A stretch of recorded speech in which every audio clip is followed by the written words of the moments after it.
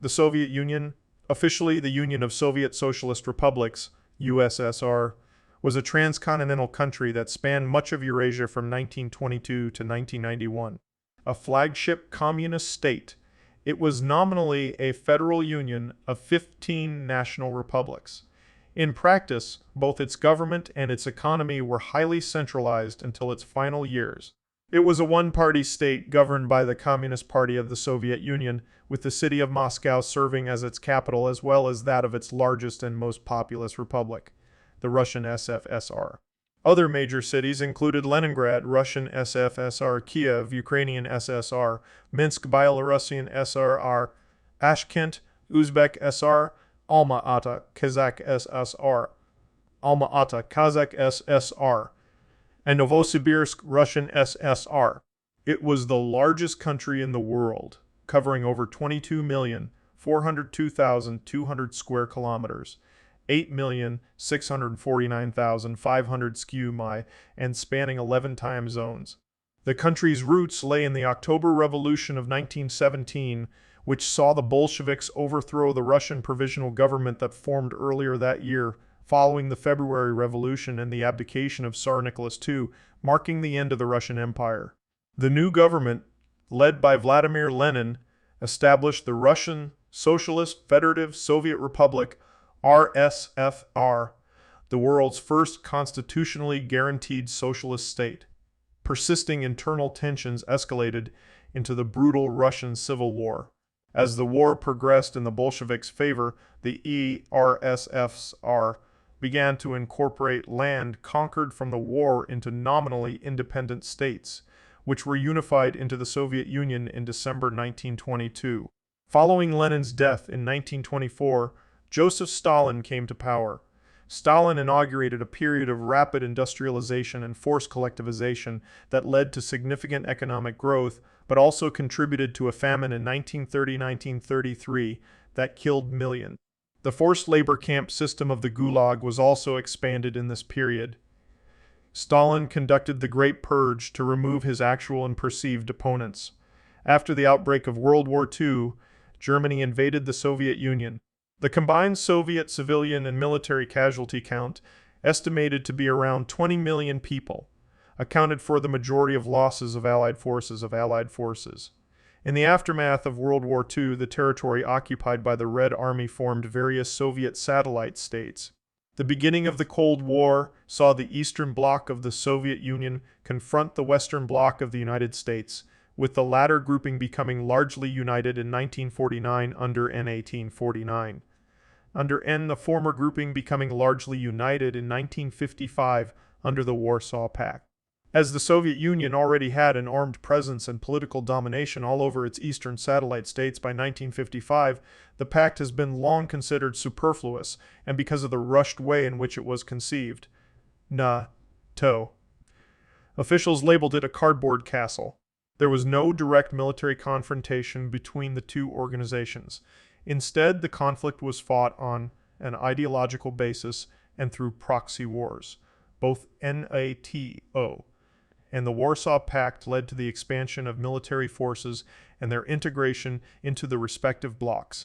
The Warsaw Pact's largest military engagement was the Warsaw Pact invasion of Czechoslovakia, its own member state, in August 1968, with the participation of all Pact nations except Albania and Romania, which in part resulted in Albania withdrawing from the Pact less than 1 month later. Following Stalin's death in 1953, a period known as De-Stalinization occurred under the leadership of Nikita Khrushchev. The Soviets took an early lead in the space race with the first artificial satellite, the first human spaceflight, and the first probe to land on another planet, Venus. In the 1970s, there was a brief detente in the Soviet Union's relationship with the United States. But tensions resumed following the Soviet invasion of Afghanistan in 1979. In the mid-1980s, the last Soviet leader, Mikhail Gorbachev, sought to reform the country through his policies of Glasnost and Perestroika. In 1989, during the closing stages of the Cold War, various countries of the Warsaw Pact overthrew their Marxist-Leninist regimes, which was accompanied by the outbreak of strong nationalist and separatist movements across the entire Soviet Union. In 1991, Gorbachev initiated a national referendum boycotted by the Soviet republics of Lithuania, Latvia, Estonia, Armenia, Georgia, and Moldova that resulted in the majority of participating citizens voting in favor of preserving the country as a renewed federation. In August 1991, hardline members of the Communist Party staged a coup d'etat against Gorbachev. The attempt failed, with Boris Yeltsin playing a high-profile role in facing down the unrest, and the Communist Party was subsequently banned. The Russian Federation became the Soviet Union's successor state, while all of the other republics emerged from the USSR's collapse as fully independent post-Soviet states. The Soviet Union produced many significant social and technological achievements and innovations. It had the world's second-largest economy, and the Soviet armed forces comprised the largest standing military in the world. An NPT designated state, it possessed the largest arsenal of nuclear weapons in the world. It was a founding member of the United Nations, as well as one of the 5 permanent members of the United Nations Security Council. Before the dissolution, the country had maintained its status as one of the world's 2 superpowers through its hegemony in Eastern Europe, military and economic strengths and scientific research. The word Soviet is derived from the Russian word Sovet, Russian, Sove, meaning council, assembly, advice, ultimately deriving from the Proto-Slavic verbal stem of evet, idii, to inform, related to Slavic vest, news, English-wise the root in advise, or, which came to English through French, or the Dutch weten, to know. Compare wetenschap, meaning science. The word Sovietnik means counselor. Some organizations in Russian history were called Council Russian, Sovet. In the Russian Empire, the State Council, which functioned from 1810 to 1917, was referred to as a Council of Ministers. The Soviets as workers' councils first appeared during the Russian Revolution of 1905, although they were quickly suppressed by the Imperial Army. After the February Revolution of 1917, workers and soldiers Soviets emerged throughout the country and shared power with the Russian Provisional Government. The Bolsheviks, led by Vladimir Lenin, demanded that all power be transferred to the Soviets and gain support from the workers and soldiers. After the October Revolution, in which the Bolsheviks seized power from the Provisional Government in the name of the Soviets, Lenin proclaimed the formation of the Russian Socialist Federal Soviet Republic USSR. During the Georgian Affair of 1922, Lenin called for the Russian SFS and other national Soviet republics to form a greater union, which he initially named as the Union of Soviet Republics of Europe and Asia, Russian. Soyuz Sovetskих Respublik Evropy Azii, Tri Sovetskich Respublik Evropy Azii, Soyuz Sovetski Respublik Evropy Azii. Joseph Stalin initially resisted Lenin's proposal but ultimately accepted it, and with Lenin's agreement he changed the name to the Union of Soviet Socialist Republics, USSR. Although all republics began as Socialist Soviet and did not change to the other order until 1936. In addition, in the regional languages of several republics, the word council or conciliar in the respective language was only quite late changed to an adaptation of the Russian Soviet, and never in others. Ukrainian SR, Sir. In the Latin alphabet, SSR is the abbreviation of the Russian language cognate of USSR, as written in Cyrillic letters. The Soviets used this abbreviation so frequently that audiences worldwide became familiar with its meaning.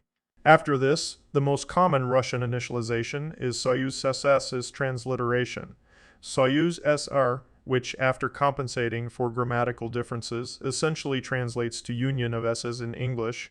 In addition, the Russian short form name Sovetskiy Soyuz, transliteration, Sovetskiy Sovetskiy, which literally means Soviet Union, is also commonly used, but only in its unabbreviated form. Since the start of the Great Patriotic War at the latest, abbreviating the Russian name of the Soviet Union as SA in the same way as, for example, United States is abbreviated into US, has been a complete taboo, the reason being that SS as a Russian Cyrillic abbreviation is instead associated with the infamous Schutzstaffel of Nazi Germany, just as SS is in English. One apparent exception was the Russian abbreviation, the Communist Party of the Soviet Union, KPS, UKP, SEKPS. In English-language media, the state was referred to as the Soviet Union or the USSR. In other European languages, the locally translated short forms and abbreviations are usually used, such as Union Soviétique and URSS, CES in French or Soviet Union and URS in French, or Soviet Union and USSR in German. The Russian SFSR dominated the Soviet Union to such an extent that for most of the Soviet Union's existence, it was commonly, but incorrectly, referred to as Russia. Technically, Russia itself was only one republic within the larger Union, albeit by far the largest, most powerful, and most highly developed of the 15 republics. Nevertheless, according to historian Matthew White, it was an open secret that the country's federal structure was window dressing for Russian dominance.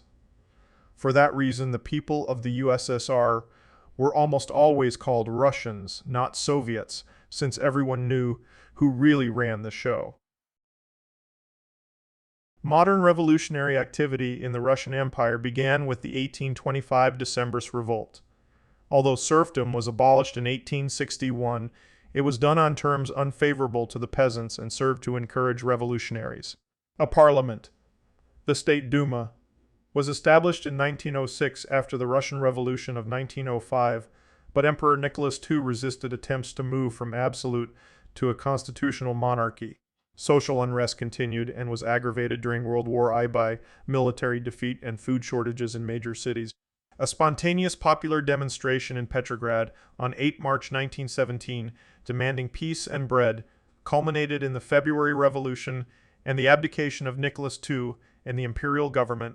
The Tsarist autocracy was replaced by the Social Democratic Russian Provisional Government, which intended to conduct elections to the Russian Constituent Assembly and to continue fighting on the side of the Entente in World War I. At the same time, workers' councils, known in Russian as Soviets, sprang up across the country, and the most influential of them, the Petrograd Soviet of Workers' and Soldiers' Deputies, shared power with the provisional government. The Bolsheviks, led by Vladimir Lenin, pushed for communist revolution in the Soviets and on the streets, adopting the slogan of all power to the Soviets and urging the overthrow of the provisional government. On 7 November 1917, Bolshevik Red Guards stormed the Winter Palace in Petrograd, arresting the provisional government leaders, and Lenin declared that all power was now transferred to the Soviets.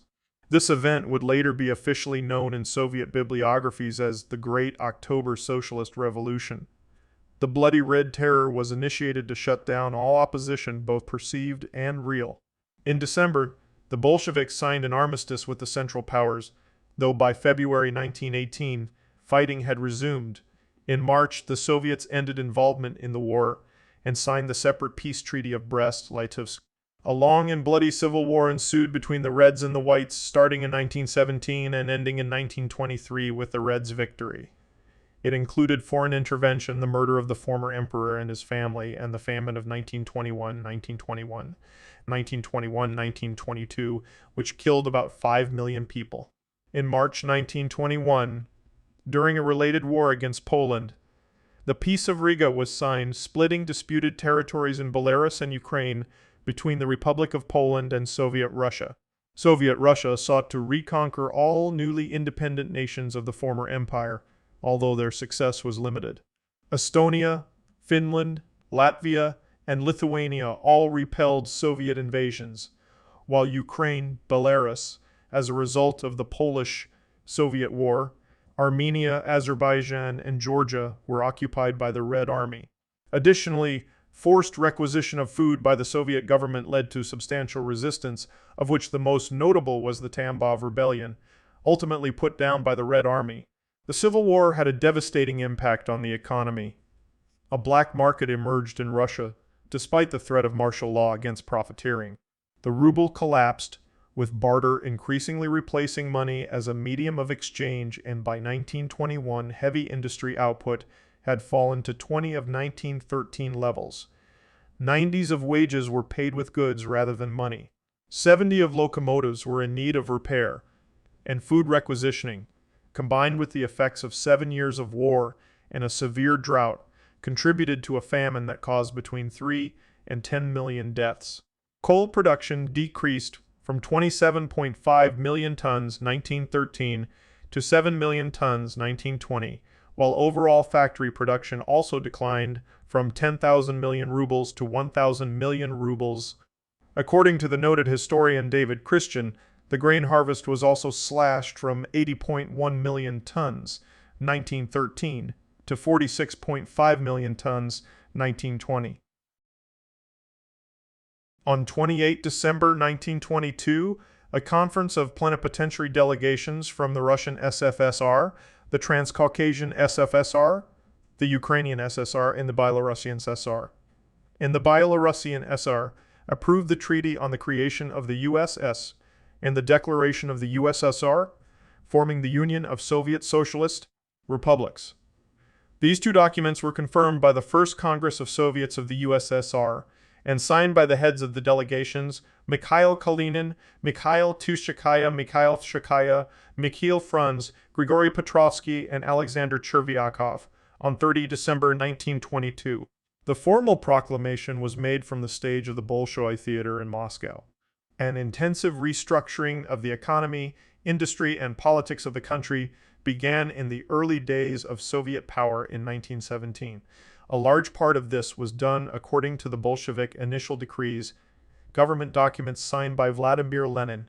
One of the most prominent breakthroughs was the GOALRO plan, which envisioned a major restructuring of the Soviet economy based on total electrification of Russia.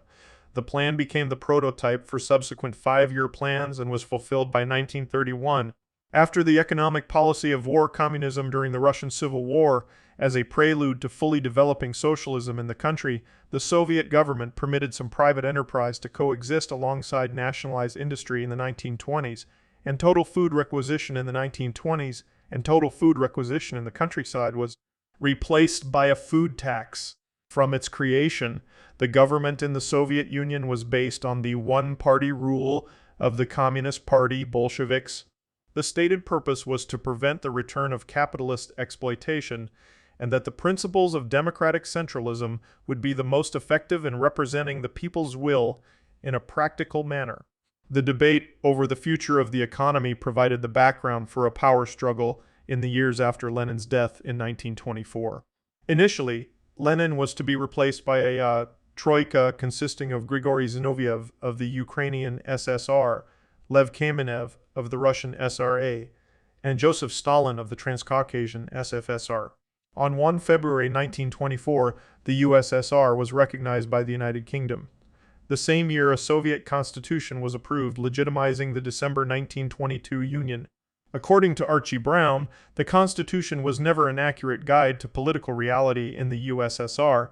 For example, the fact that the party played the leading role in making and enforcing policy was not mentioned in it until 1977. The USSR was a federative entity of many constituent republics, each with its own political and administrative entities. However, the term Soviet Russia, formally applicable only to the Russian Federative Socialist Republic, was often applied to the entire country by non-Soviet writers due to its domination by the Russian SSR. On 3 April 1922, Stalin was named the General Secretary of the Communist Party of the Soviet Union. Lenin had appointed Stalin the head of the Workers' and Peasants' Inspectorate, which gave Stalin considerable power. By gradually consolidating his influence and isolating and outmaneuvering his rivals within the party, Stalin became the undisputed leader of the country and, by the end of the 1920s, established a totalitarian rule. In October 1927, Zinoviev and Leon Trotsky were expelled from the Central Committee and forced into exile. In 1928, Stalin introduced the first five-year plan for building a socialist economy. In place of the internationalism expressed by Lenin throughout the revolution, it aimed to build socialism in one country. In industry, the state assumed control over all existing enterprises and undertook an intensive program of industrialization. In agriculture, rather than adhering to the lead-by-example policy advocated by Lenin, forced collectivization of farms was implemented all over the country. Famines ensued as a result, causing deaths estimated at 3 to 7 million. Surviving kulaks, wealthier middle-class peasants, were persecuted and many were sent to gulags to do forced labor. Social upheaval continued in the mid-1930s. Despite the turmoil of the mid to late 1930s, the country developed a robust industrial economy in the years preceding World War II. Closer cooperation between the USSR and the West developed in the early 1930s. From 1932 to 1934, the country participated in the World Disarmament Conference. In 1933, diplomatic relations between the United States and the USSR were established when in November the newly elected President of the United States, Franklin D. Roosevelt, chose to recognize Stalin's communist government formally and negotiated a new trade agreement between the two countries. In September 1934, the country joined the League of Nations. After the Spanish Civil War broke out in 1936, the USSR actively supported the Republican forces against the Nationalists who were supported by Fascist Italy and Nazi Germany. In December 1936, Stalin unveiled a new constitution that was praised by supporters around the world as the most democratic constitution imaginable, though there was some skepticism. American historian J. Arch Getty concludes, "Many who lauded Stalin's Soviet Union as the most democratic country on earth lived to regret their words. After all, the Soviet Constitution of 1936 was adopted on the eve of the Great Terror of the late 1930s, the thoroughly democratic elections to the First Supreme Soviet permitted only uncontested candidates and took place at the height of the savage violence in 1937. The civil rights, personal freedoms, and democratic forms promised in the Stalin Constitution were trampled almost immediately and remained dead letters until long after Stalin's death. Stalin's Great Purge resulted in the detainment or execution of many old Bolsheviks who had participated in the October Revolution.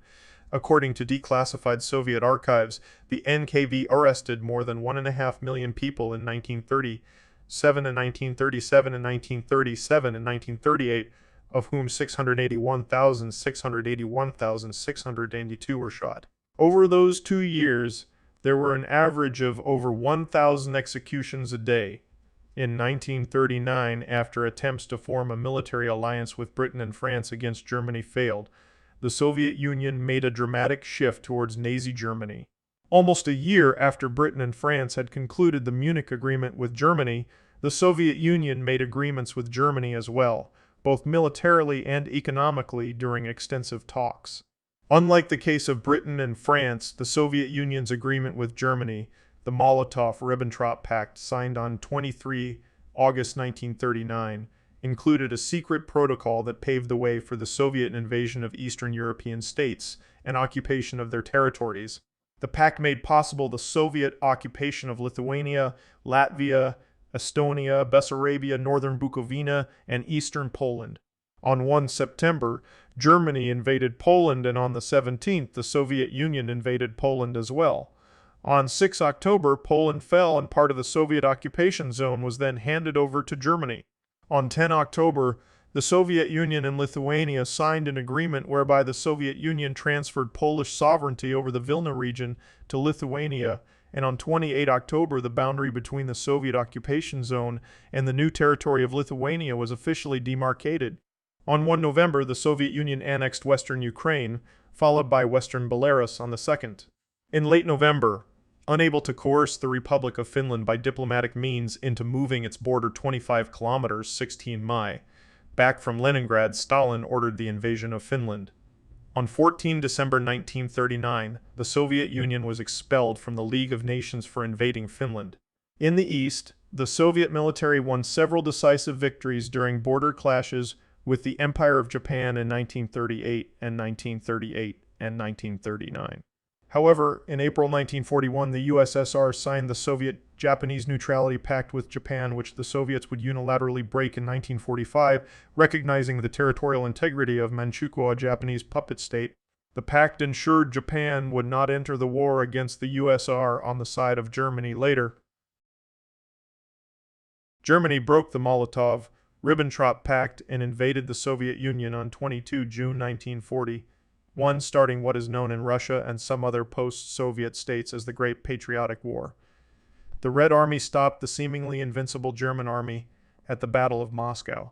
The Battle of Stalingrad, which lasted from late 1942 to early 1943, dealt a severe blow to Germany from which they never fully recovered and became a turning point in the war.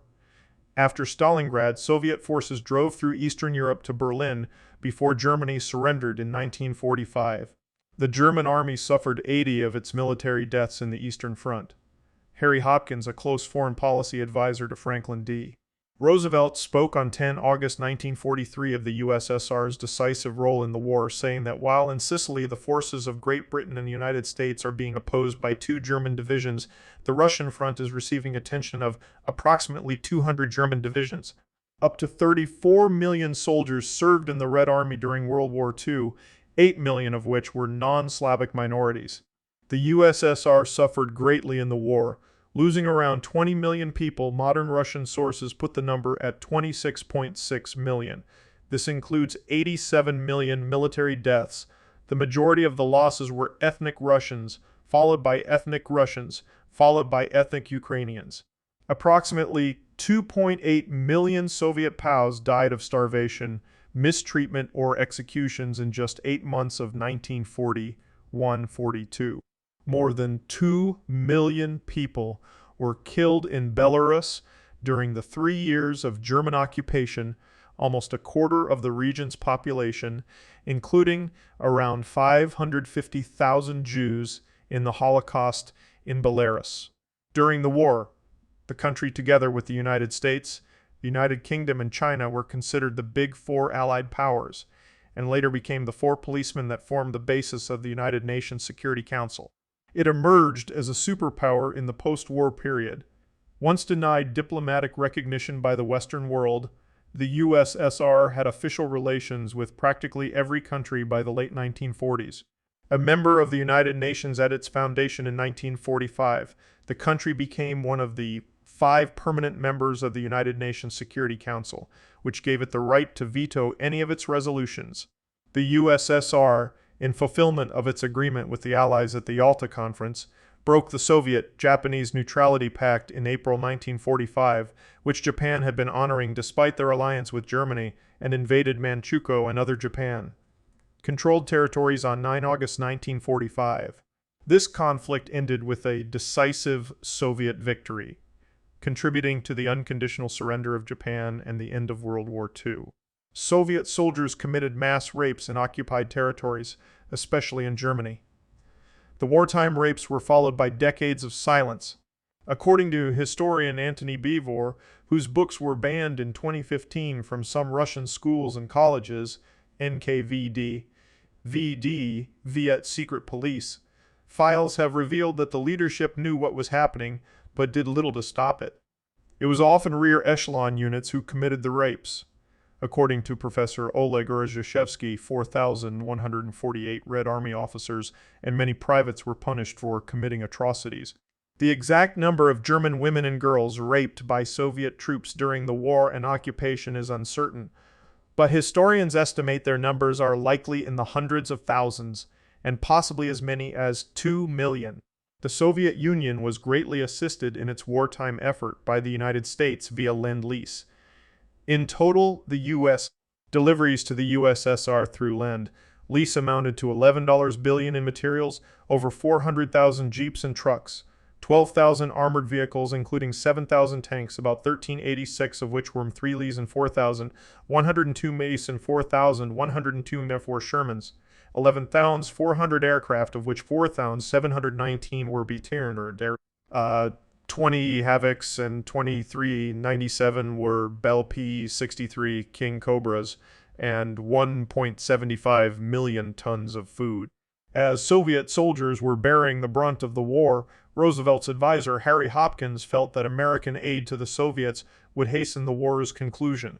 Roughly 17.5 million tons of military equipment, vehicles, industrial supplies, and food were shipped from the Western Hemisphere to the USSR, 94 coming from the U.S. For comparison, a total of 22 million tons landed in Europe to supply American forces from January 1942 to May 1945. It has been estimated that American deliveries to the USSR through the Persian Corridor alone were sufficient, by U.S. Army standards, to maintain 60 combat divisions in the line. During the immediate post-war period, the Soviet Union rebuilt and expanded its economy while maintaining its strictly centralized control. It took effective control over most of the countries of Eastern Europe, except Yugoslavia and later Albania, turning them into satellite states. The USSR bound its satellite states in a military alliance, the Warsaw Pact, in 1955, and an economic organization, Council for Mutual Economic Assistance, or CUMCON, a counterpart to the European Economic Community, EEA, from 1949 to 1991. Although nominally a defensive alliance, the Warsaw Pact's primary function was to safeguard the Soviet Union's hegemony over its Eastern European satellites, with the Pact's only direct military actions having been the invasions of its own member states to keep them from breaking away. The USSR concentrated on its own recovery, seizing and transferring most of Germany's industrial plants, and it exacted war reparations from East Germany, Hungary, Romania, and Bulgaria, using Soviet-dominated joint enterprises. It also instituted trading arrangements deliberately designed to favor the country. Moscow controlled the communist parties that ruled the satellite states, and they followed orders from the Kremlin. Historian Mark Kramer concludes, the net outflow of resources from Eastern Europe to the Soviet Union was approximately $15 billion to $20 billion in the first decade after World War II, an amount roughly equal to the total aid provided by the United States to Western Europe under the Marshall Plan. Later, the CUMCON supplied aid to the eventually victorious Chinese Communist Party, and its influence grew elsewhere in the world. Fearing its ambitions, the Soviet Union's wartime allies, the United Kingdom and the United States, became its enemies. In the ensuing Cold War, the two sides clashed indirectly in proxy wars. Stalin died on 5 March 1953. Without a mutually agreeable successor, the highest Communist Party officials initially opted to rule the Soviet Union jointly through a troika headed by Georgy Malenkov. This did not last, however, and Nikita Khrushchev eventually won the ensuing power struggle by the mid-1950s. In 1956, he denounced Joseph Stalin and proceeded to ease controls over the party and society. This was known as De-Stalinization. Moscow considered Eastern Europe to be a critically vital buffer zone for the forward defense of its western borders, in case of another major invasion such as the German invasion of 1941. For this reason, the USSR sought to cement its control of the region by transforming the Eastern European countries into satellite states, dependent upon and subservient to its leadership. As a result, Soviet military forces were used to suppress an anti-communist uprising in Hungary in 1956. In the late 1950s, a confrontation with China regarding the Soviet rapprochement with the West and what Mao Zedong perceived as Khrushchev's revisionism led to the Sino-Soviet split. This resulted in a break throughout the global Marxist-Leninist movement, with the governments in Albania, Cambodia, and Somalia choosing to ally with China. During this period of the late 1950s and early 1960s, the USSR continued to realize scientific and technological exploits in the space race, rivaling the United States, launching the first artificial satellite, Sputnik 1, in 1957, a living dog named Laika in 1957, the first human being, Yuri Gagarin, named Yuri Gagarin. In 1961, the first woman in space, Valentina Tereshkova, in 1963, Alexei Leonov, the first person to walk in space in 1965, the first soft landing on the moon by spacecraft Luna 9 in 1966, and the first moon rovers Lunokhod 1 and Lunokhod 2 Khrushchev initiated the Thaw, a complex shift in the political, cultural, and economic life in the country. This included some openness and contact with other nations and new social and economic policies with more emphasis on commodity goods, allowing a dramatic rise in living standards while maintaining high levels of economic growth. Censorship was relaxed as well. Khrushchev's reforms in agriculture and administration, however, were generally unproductive. In 1962, he precipitated a crisis with the United States over the Soviet deployment of nuclear missiles in Cuba. An agreement was made with the United States to remove nuclear missiles from both Cuba and Turkey, concluding the crisis. This event caused Khrushchev much embarrassment and loss of prestige, resulting in his removal from power in 1964. Following the ousting of Khrushchev, another period of collective leadership ensued, consisting of Leonid Brezhnev as General Secretary, Alexei Kosygin as Premier, and Nikolai Podgorny as Chairman of the Presidium, lasting until Brezhnev established himself in the early 1970s as the preeminent Soviet leader. In 1968, the Soviet Union and Warsaw Pact allies invaded Czechoslovakia to crush the Prague Spring reforms.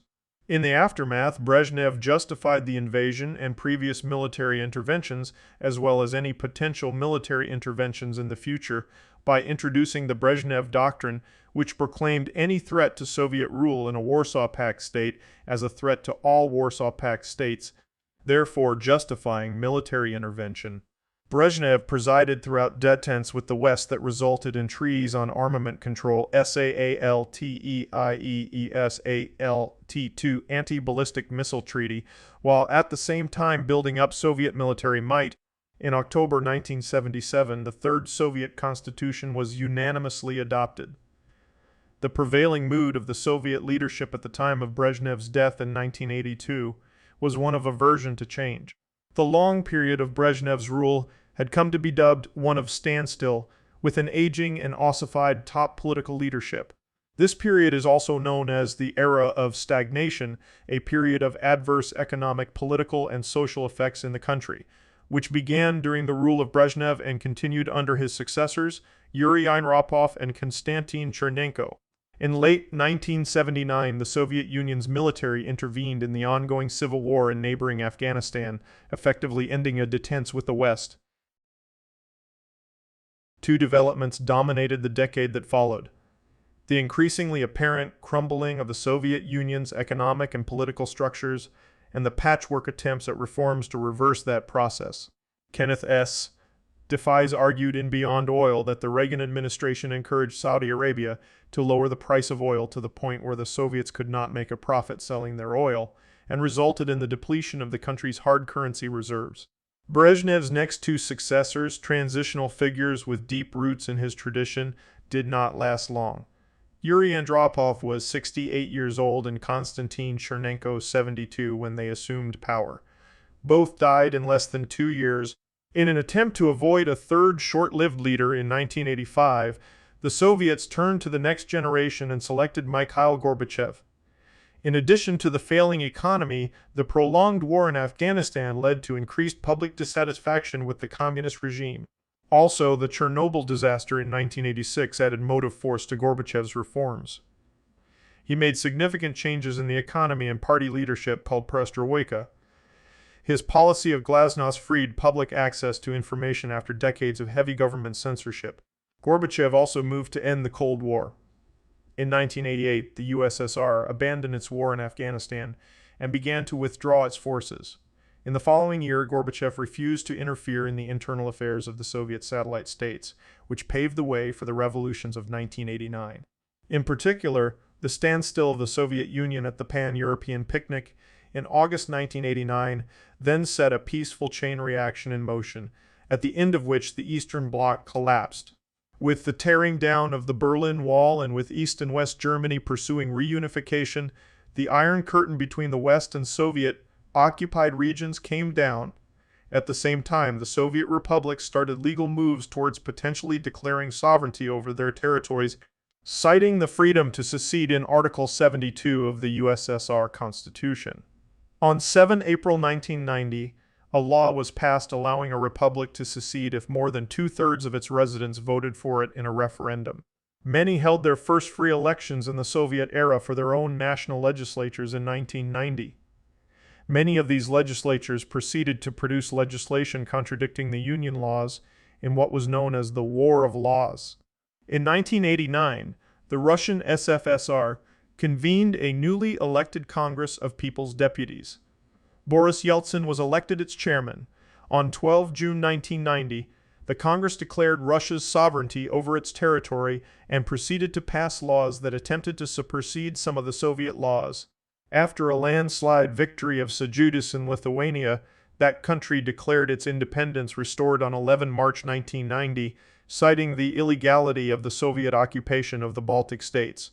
Soviet forces attempted to halt the secession by crushing popular demonstrations in Lithuania, Bloody Sunday, and Latvia, the barricades, as a result of which numerous civilians were killed or wounded. However, these actions only bolstered international support for the secessionists. A referendum for the preservation of the USSR was held on 17 March 1991 in 9 republics, the remainder having boycotted the vote, with the majority of the population in those republics voting for preservation of the Union in the form of a new federation. The referendum gave Gorbachev a minor boost. In the summer of 1991, the new Union Treaty, which would have turned the country into a much looser union, was agreed upon by 8 republics. The signing of the treaty, however, was interrupted by the August coup, an attempted coup d'état by hardline members of the government and the KGB, who sought to reverse Gorbachev's reforms and reassert the central government's control over the republics. After the coup collapsed, Russian President Yeltsin was seen as a hero for his decisive actions, while Gorbachev's power was effectively ended. The balance of power tipped significantly towards the republics. In August 1991, Latvia and Estonia immediately declared the restoration of their full independence, following Lithuania's 1990 example.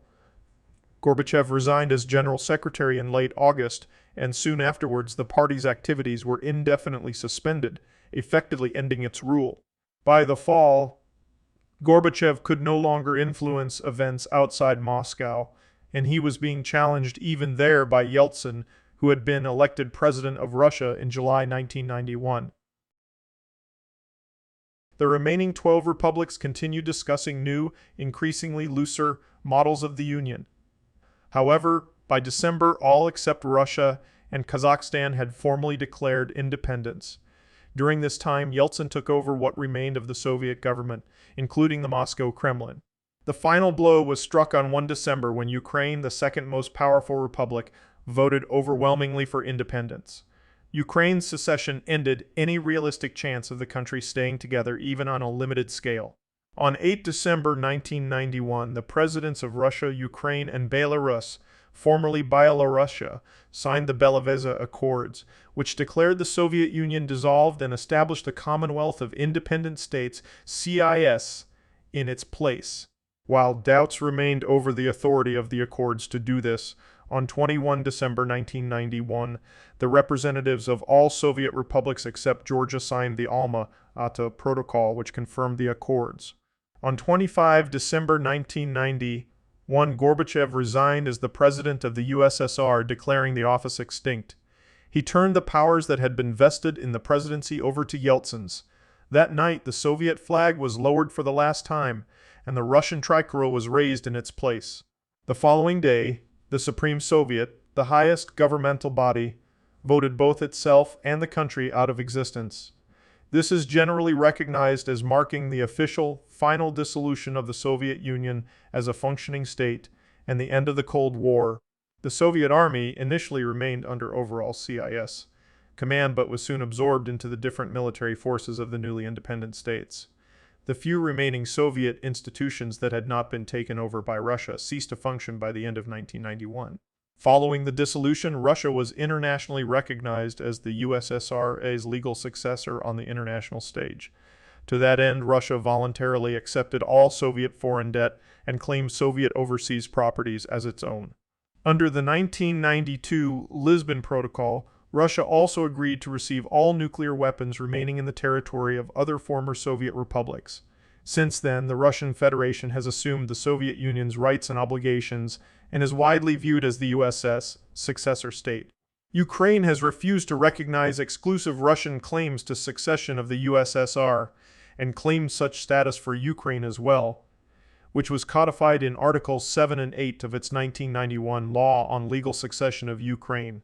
Since its independence in 1991, Ukraine has continued to pursue claims against Russia in foreign courts, seeking to recover its share of the foreign property that was owned by the USSR. In summing up the international ramifications of these events, Vladislav Zubak stated, "The collapse of the Soviet Empire was an event of epochal geopolitical, military, ideological, and economic significance.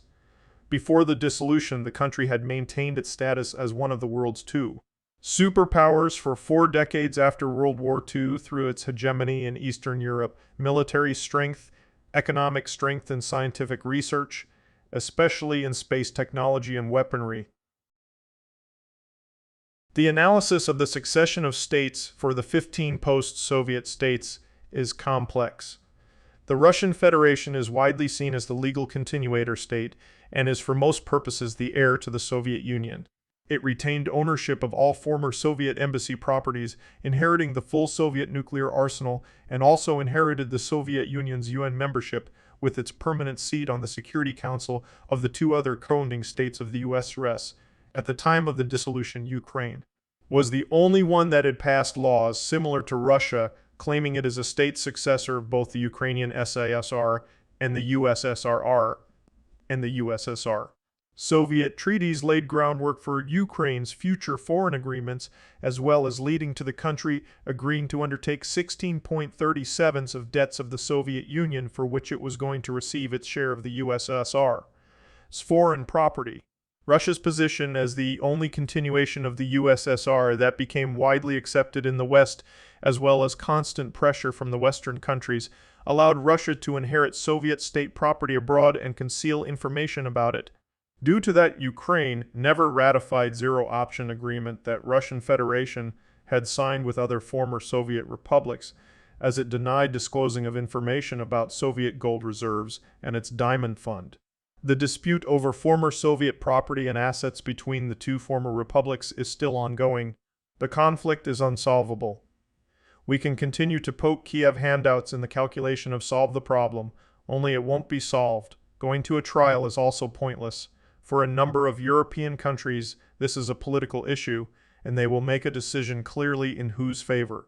What to do in this situation is an open question. Search for non-trivial solutions. But we must remember that in 2014, with the filing of the then Ukrainian Prime Minister Yatsenyuk, litigation with Russia resumed in 32 countries. Similar situation occurred with restitution of cultural property.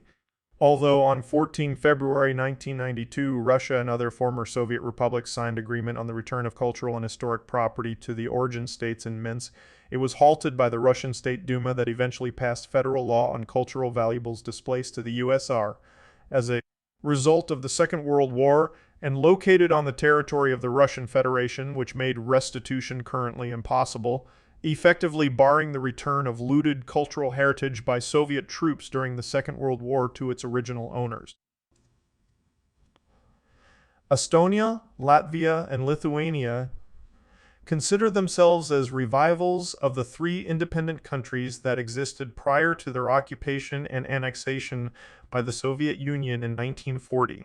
They maintain that the process by which they were incorporated into the Soviet Union violated both international law and their own law, and that in 1990, they were reasserting an independence that still legally existed.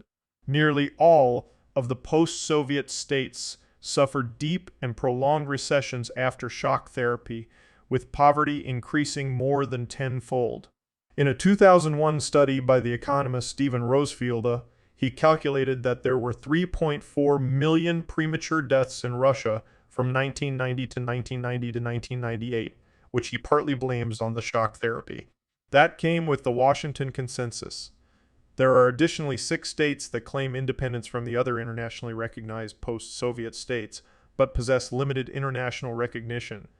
Artsakh, Donetsk, Luhansk, South Ossetia, and Transnistria, the Chechen separatist movement of the Chechen Republic of Ichkeria, the Gagauz separatist movement of the Gagauz Republic, and the Talish separatist movement of the Talish Mugan Autonomous Republic lack any international recognition. With an area of 22,402,200 square kilometers, 8,649,500 sq mi, the Soviet Union was the world's largest country, a status that is retained by the Russian Federation. Covering a sixth of Earth's land surface, its size was comparable to that of North America.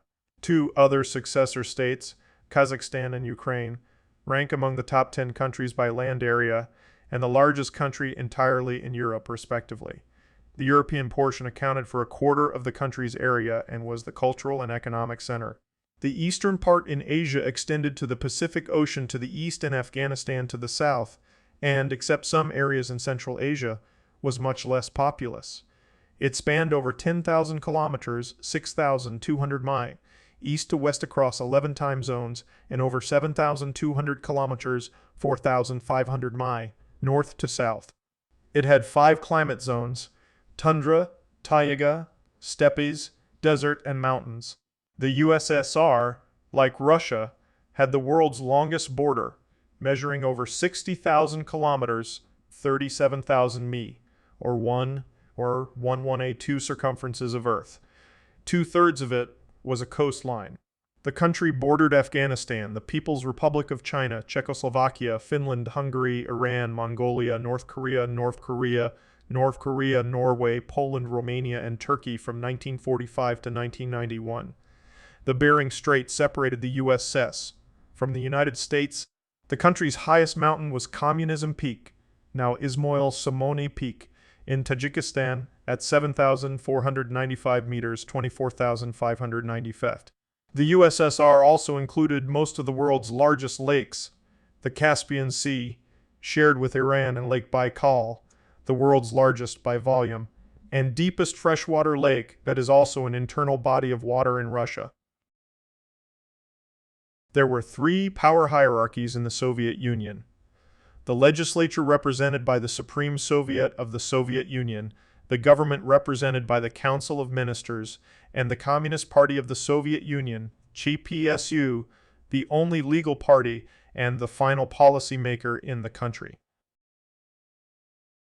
At the top of the Communist Party was the Central Committee, elected at party congresses and conferences. In turn, the Central Committee voted for a Politburo, called the Presidium between 1952 and 1966, Secretariat, and the General Secretary from 1953 to 1966, the de facto highest office in the Soviet Union. Depending on the degree of power consolidation, it was either the Politburo as a collective body or the General Secretary, who always was one of the Politburo members, that effectively led the party in the country, except for the period of the highly personalized authority of Stalin, exercised directly through his position in the Council of Ministers rather than the Politburo after 1941. They were not controlled by the general party membership, as the key principle of the party organization was democratic centralism, demanding strict subordination to higher bodies, and elections went uncontested, endorsing the candidates proposed from above. The Communist Party maintained its purpose from above. The Communist Party maintained its dominance over the state mainly through its control over the system of appointments. All senior government officials and most deputies of the Supreme Soviet were members of the Supreme Soviet, were members of the CPSU, of the party heads themselves. Stalin, 1941, 1953, and Khrushchev, 1953, 1964 were premiers. Upon the forced retirement of Khrushchev, the party leader was prohibited from this kind of double membership, but the later general secretaries, for at least some part of their tenure, occupied the mostly ceremonial position of chairman of the Presidium of the Supreme Soviet, the nominal head of state. The institutions at lower levels were overseen and at times supplanted by primary party organizations. However, in practice, the degree of control the party was able to exercise over the state bureaucracy, particularly after the death of Stalin, was far from total, with the bureaucracy pursuing different interests that were at times in conflict with the party. Nor was the party itself monolithic from top to bottom, although factions were officially banned. The Supreme Soviet, successor of the Congress of Soviets, was nominally the highest state body for most of the Soviet history, at first acting as a rubber stamp institution, approving and implementing all decisions made by the party. However, its powers and functions were extended in the late 1950s, 1960s, and 1970s, including the creation of new state commissions and committees. It gained additional powers relating to the approval of the 5-year plans and the government budget. The Supreme Soviet elected a Presidium, successor of the Central Executive Committee, to wield its power between plenary sessions, ordinarily held twice a year, and appointed the Supreme Court, the Procurator General, and the Council of Ministers, known before 1946 as the Council of People's Commissars. headed by the chairman, premier, and managing an enormous bureaucracy responsible for the administration of the economy and society. State and party structures of the constituent republics largely emulated the structure of the central institutions, although the Russian SFSR, unlike the other constituent republics, for most of its history had no republican branch of the CPCU, being ruled directly by the Union-wide party until 1990. Local authorities were organized likewise into party committees, local Soviets, and executive committees. While the state system was nominally federal, the party was unitary. The State Security Police, the KGB, and its predecessor agencies played an important role in Soviet politics. It was instrumental in the Red Terror and Great Purge, but was brought under strict party control after Stalin's death. Under Yuri Andropov, the KGB engaged in the suppression of political dissent and maintained an extensive network of informers, reasserting itself as a political actor to some extent independent of the party-state structure, culminating in the anti-corruption campaign targeting high-ranking party officials in the late 1970s and early 1980s. The Constitution, which was promulgated in 1924, 1936, and 1977, did not limit state power. No formal separation of powers existed between the Party, Supreme Soviet, and Council of Ministers that represented executive and legislative branches of the government. The system was governed less by statute than by informal conventions, and no settled mechanism of leadership succession existed. Bitter and at times deadly power struggles took place in the Politburo after the deaths of Lenin and Stalin, as well as after Khrushchev's dismissal, itself due to a decision by both the Politburo and the Central Committee. All leaders of the Communist Party before Gorbachev died in office, except Georgy Malenkov and Khrushchev, both dismissed from the party leadership amid internal struggle within the party. Between 1988 and 1990, facing considerable opposition, Mikhail Gorbachev enacted reforms shifting power away from the highest bodies of the party and making the Supreme Soviet less dependent on them. The Congress of People's Deputies was established, the majority of whose members were directly elected in competitive elections held in March 1989, the first in Soviet history. The Congress now elected the Supreme Soviet, which became a full-time parliament and much stronger than before. For the first time since the 1920s, it refused to rubber stamp proposals from the party and Council of Ministers.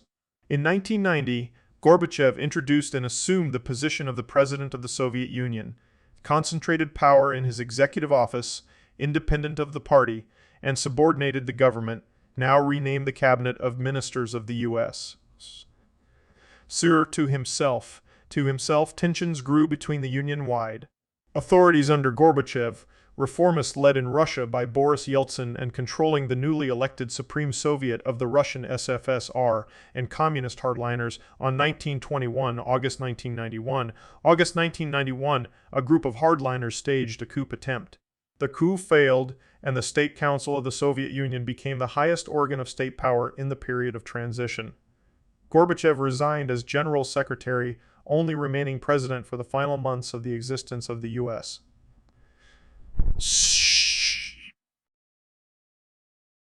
The judiciary was not independent of the other branches of government. The Supreme Court supervised the lower courts, People's Court, and applied the law as established by the Constitution or as interpreted by the Supreme Soviet. The Constitutional Oversight Committee reviewed the constitutionality of laws and acts. The Soviet Union used the inquisitorial system of Roman law, where the judge, procurator, and defense attorney collaborate to establish the truth. Human rights in the Soviet Union were severely limited. The Soviet Union was a totalitarian state from 1927 until 1953 and a one-party state until 1990. Freedom of speech was suppressed and dissent was punished. Independent political activities were not tolerated, whether these involved participation in free labor unions, private corporations, independent churches, or opposition political parties. The freedom of movement within and especially outside the country was limited. The state restricted rights of citizens to private property. The Soviet conception of human rights was very different from international law. According to Soviet legal theory, It is the government who is the beneficiary of human rights which are to be asserted against the individual. The Soviet state was considered as the source of human rights.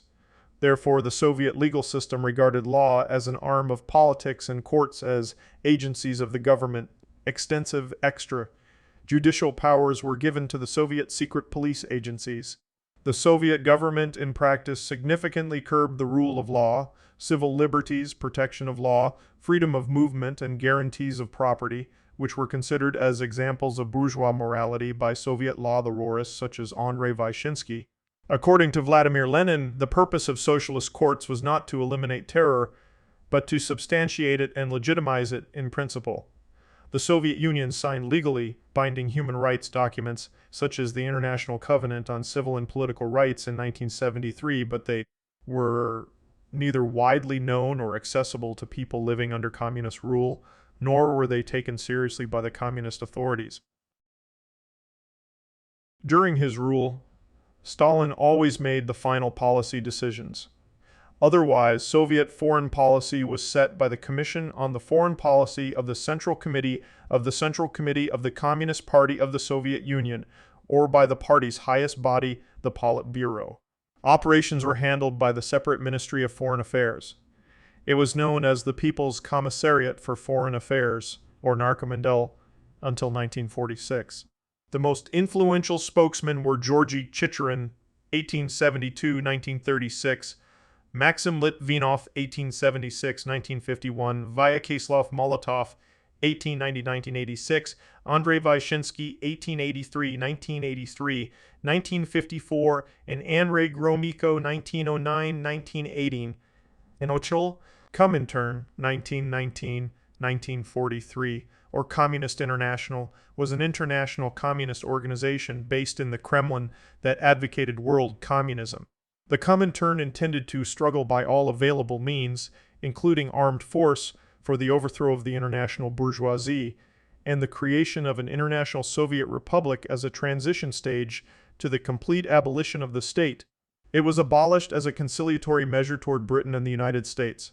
Comcon, the Council for Mutual Economic Assistance, Russian, Sovet Ekonomicheskoye Взаимопомощи, Sovet Ekonomicheskoye Взаимопомощи, Sev CVIMopomощи, Sev CV, was an economic organization from 1949 to 1991 under Soviet control that comprised the countries of the Eastern Bloc along with several communist states elsewhere in the world.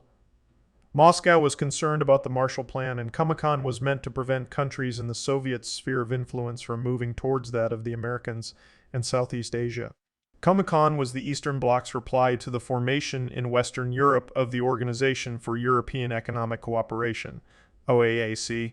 The Warsaw Pact was a collective defense alliance formed in 1955 among the USSR and its satellite states in Eastern Europe during the Cold War. The Warsaw Pact was the military complement to the Comecon, the regional economic organization for the socialist states of Central and Eastern Europe. The Warsaw Pact was created in reaction to the integration of West Germany into NATO. Although nominally a defensive alliance, the Pact's primary function was to safeguard the Soviet Union's hegemony over its Eastern European satellites, with the Pact's only direct military actions having been the invasions of its own member states to keep them from breaking away. The Cominform, 1947-1956, informally the Communist Information Bureau, and officially the Information Bureau of the Communist and Workers' Parties, was the first official agency of the international Marxist-Leninist movement since the dissolution of the Comintern in 1943. Its role was to coordinate actions between Marxist-Leninist parties under Soviet direction. Stalin used it to order Western European Communist parties to abandon their exclusively parliamentarian line and instead concentrate on politically impeding the operations of the Marshall Plan, the U.S. program of rebuilding Europe after the war and developing its economy. It also coordinated international aid to Marxist-Leninist insurgents during the Greek Civil War in 1947. It expelled Yugoslavia in 1948 after Josip Broz Tito insisted on an independent program. Its newspaper, For a Lasting Peace, For a People's Democracy, promoted Stalin's positions. The Cominform's concentration on Europe meant a de-emphasis on world revolution in Soviet foreign policy. By enunciating a uniform ideology, it allowed the constituent parties to focus on personalities rather than issues. The Marxist-Leninist leadership of the Soviet Union intensely debated foreign policy issues and changed directions several times. Even after Stalin assumed dictatorial control in the late 1920s, there were debates, and he frequently changed positions. During the country's early period, it was assumed that communist revolutions would break out soon in every major industrial country, and it was the Russian responsibility to assist them. The Comintern was the weapon of choice. A few revolutions did break out, but they were quickly suppressed. The longest-lasting one was in Hungary. The Hungarian Soviet Republic lasted only from 21 March 1919 to 1 August 1919 to 1 August 1919. The Russian Bolsheviks were in no position to give any help. By 1921, Lenin, Trotsky, and Stalin realized that capitalism had stabilized itself in Europe and there would not be any widespread revolutions anytime soon. It became the duty of the Russian Bolsheviks to protect what they had in Russia and avoid military confrontations that might destroy their bridgehead. Russia was now a pariah state, along with Germany. The two came to terms in 1922 with the Treaty of Rapallo that settled long-standing grievances. At the same time, the two countries secretly set up training programs for the illegal German army and air force operations at hidden camps in the USSR. Moscow eventually stopped threatening other states and instead worked to open peaceful relationships in terms of trade and diplomatic recognition. The United Kingdom dismissed the warnings of Winston Churchill and a few others about a continuing Marxist-Leninist threat and opened trade relations and de facto diplomatic recognition in 1922. There was hope for a settlement of the pre-war Tsarist debts, but it was repeatedly postponed. Formal recognition came when the new Labour Party came to power in 1924. All the other countries followed suit in opening trade relations. Henry Ford opened large-scale business relations with the Soviets in the late 1920s, hoping that it would lead to long-term peace. Finally, in 1933, the United States officially recognized the USSR, a decision backed by the public opinion and especially by U.S. business interests that expected an opening of a new profitable market. In the late 1920s and early 1930s, Stalin ordered Marxist-Leninist parties across the world to strongly oppose non-Marxist political parties, labor unions, or other organizations on the left which they labeled social fascists. In the usage of the Soviet Union and of the Comintern and its affiliated parties in this period, the epithet fascist was used to describe capitalist society in general and virtually any anti-Soviet or anti-Stalinist activity or opinion. Stalin reversed himself in 1934 with the Popular Front program that called on all Marxist parties to join with all anti-fascist political, labor, and organizational forces that were opposed to fascism, especially of the Nazi variety. The rapid growth of power in Nazi Germany encouraged both Paris and Moscow to form a military alliance, and the Franco-Soviet Treaty of Mutual Assistance was signed in May 1935. A firm believer in collective security, Stalin's foreign minister, Maxim Litvinov, worked very hard to form a closer relationship with France and Britain. In 1939, half a year after the Munich Agreement, the USSR attempted to form an anti-Nazi alliance with France and Britain.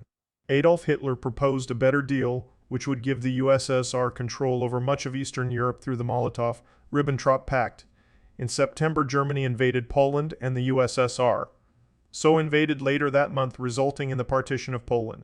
In response, Britain and France declared war on Germany, marking the beginning of World War II.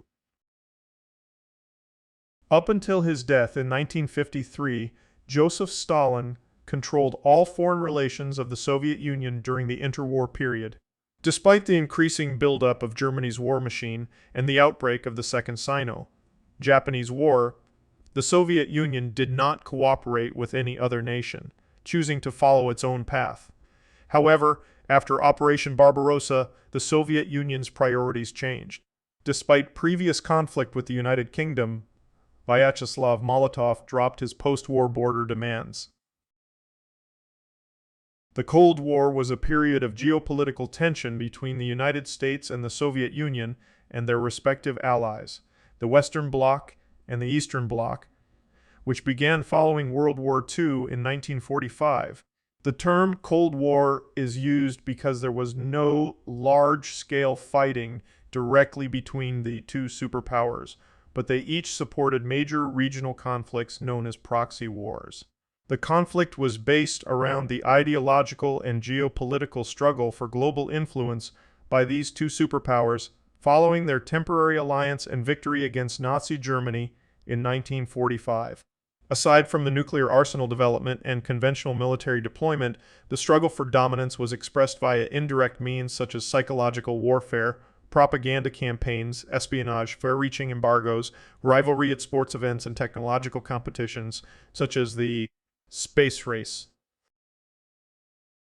Constitutionally, the USSR was a federation of constituent union republics, which were either unitary states such as Ukraine or Byelorusia, SARs, or federations such as Russia or Transcaucasia SARs, or four being the founding republics who signed the Treaty on the Creation of the USS, all four being the founding republics who signed the Treaty on the Creation of the USS. December 1922.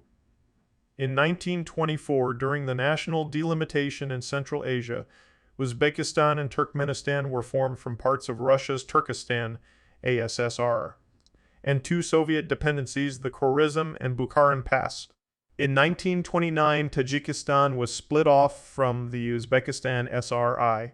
With the Constitution of 1936, the Transcaucasian SFSR was dissolving in its constituent republics of Armenia, Georgia, and Azerbaijan being elevated to union republics, while Kazakhstan and Kyrgyzia were split off from the Russian SFSR, resulting in the same status. In August 1940, Moldavia was formed from parts of Ukraine and Soviet-occupied Bessarabia and Ukrainian SIRR. Estonia, Latvia, and Lithuania were also annexed by the Soviet Union and turned into SRs, which was not recognized by most of the international community and was considered an illegal occupation. After the Soviet invasion of Finland, the Karelo-Finnish SR was formed on annexed territory as a Union Republic in March 1940 and then incorporated into Russia as the Karelian SR in 1956. Between July 1956 and September 1991, there were 15 Union republics, see map below, while nominally a union of equals. In practice, the Soviet Union was dominated by Russians. The domination was so absolute that for most of its existence, the country was commonly, but incorrectly, referred to as Russia. While the Russian SFSR was technically only one republic within the larger union, it was by far the largest, both in terms of population and area, most powerful, and most highly developed. The Russian SFSR was also the industrial center of the Soviet Union. Historian Matthew White wrote that it was an open secret that the country's federal structure was a window dressing for Russian dominance. For that reason, the people of the USSR were usually called Russians, not Soviets, since everyone knew who really ran the show. Under the military law of September 1925, the Soviet armed forces consisted of the land forces, the Air Force, the Navy, Joint State Political Directorate, OGPU, and the internal troops. The OGPU later became independent and in 1934 joined the NKVD, secret police, and so its internal troops were under the joint leadership of the Defense and Internal Commissariats. After World War II, Strategic Missile Forces, 1959, Air Defense Forces, 1948, and National Civil Defense Forces, 1970, were formed, which ranked first, third, and sixth in the official Soviet system of importance. Ground forces were second, Air Force fourth, and Navy fifth. The Army had the greatest political influence. In 1989, there served 2 million soldiers divided between 150 motorized and 52 armored divisions. Until the early 1960s, the Soviet Navy was a rather small military branch, but after the Caribbean crisis, under the leadership of Sergei Gorshkov, it expanded significantly. It became known for battle cruisers and submarines. In 1989, there served 500 men. The Soviet Air Force focused on a fleet of strategic bombers and during war situation was to eradicate enemy infrastructure and nuclear capacity. The Air Force also had a number of fighters and tactical bombers to support the Army in the war. Strategic missile forces had more than 1,400 intercontinental ballistic missiles, ICBMs, deployed between 28 bases and 300 command centers. In the post-war period, the Soviet Army was directly involved in several military operations abroad. These included the suppression of the uprising in East Germany, 1953, Hungarian Revolution, 1953, Hungarian Revolution, 1956, and the invasion of Czechoslovakia, 1968. The Soviet Union also participated in the war in Afghanistan between 1979 and 1989. In the Soviet Union, general conscription applied, meaning all able-bodied males aged 18 and older were drafted in the armed forces. The Soviet Union adopted a command economy, whereby production and distribution of goods were centralized and directed by the government. The first Bolshevik experience with a command economy was the policy of war communism, which involved the nationalization of industry, centralized distribution of output, coercive or forced requisition of agricultural production, and attempts to eliminate money circulation, private enterprises, and free trade. The barrier troops were also used to enforce Bolshevik control over food supplies in areas controlled by the Red Army, a role which soon earned them the hatred of the Russian civilian population. After the severe economic collapse, Lenin replaced war communism by the new economic policy, NEP, in 1921, legalizing free trade and private ownership of small businesses. The economy steadily recovered as a result, after a long debate among the members of the Politburo about the course of economic development by 1928-1929. Upon gaining control of the country, Stalin abandoned the agriculture and enacting draconian labor legislation. Resources were mobilized for rapid industrialization, which significantly expanded Soviet capacity in heavy industry and capital goods during the 1930s. The primary motivation for industrialization was preparation for war, mostly due to distrust of the outside capitalist world. As a result, the USSR was transformed from a largely agrarian economy into a great industrial power, leading the way for its emergence as a superpower after World War II. The war caused extensive devastation of the Soviet economy and infrastructure, which required massive reconstruction. By the early 1940s, the Soviet economy had become relatively self-sufficient. For most of the period until the creation of Comecon, only a tiny share of domestic products was traded internationally. After the creation of the Eastern Bloc, external trade rose rapidly. However, the influence of the world economy on the USSR was limited by fixed domestic prices and a state monopoly on foreign trade. Grain and sophisticated consumer manufactures became major import articles from around the 1960s. During the arms race of the Cold War, the Soviet economy was burdened by military expenditures, heavily lobbied for by a powerful bureaucracy dependent on the arms industry. At the same time, the USSR became the largest arms exporter to the Third World.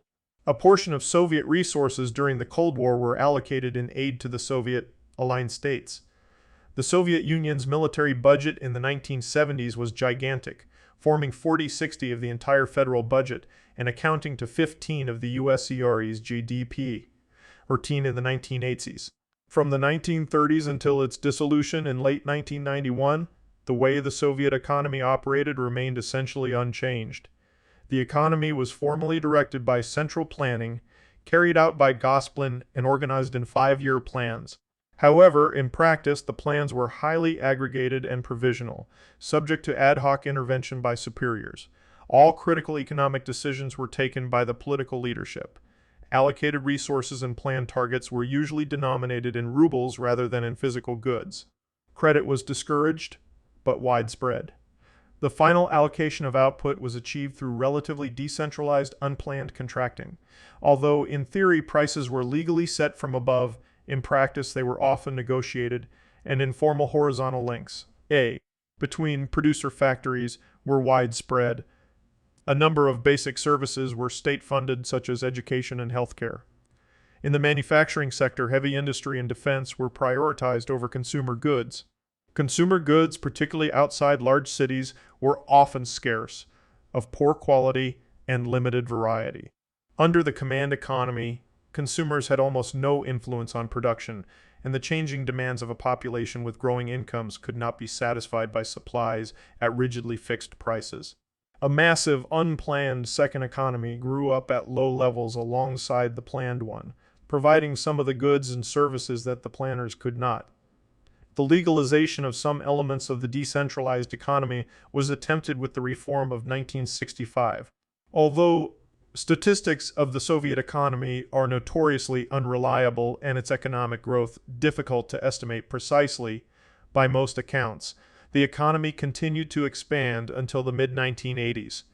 During the 1950s and 1960s, it had comparatively high growth and was catching up to the West. However, after 1970, the growth, while still positive, steadily declined much more quickly and consistently than in other countries. Despite a rapid increase in the capital stock, the rate of capital increase was only surpassed by Japan.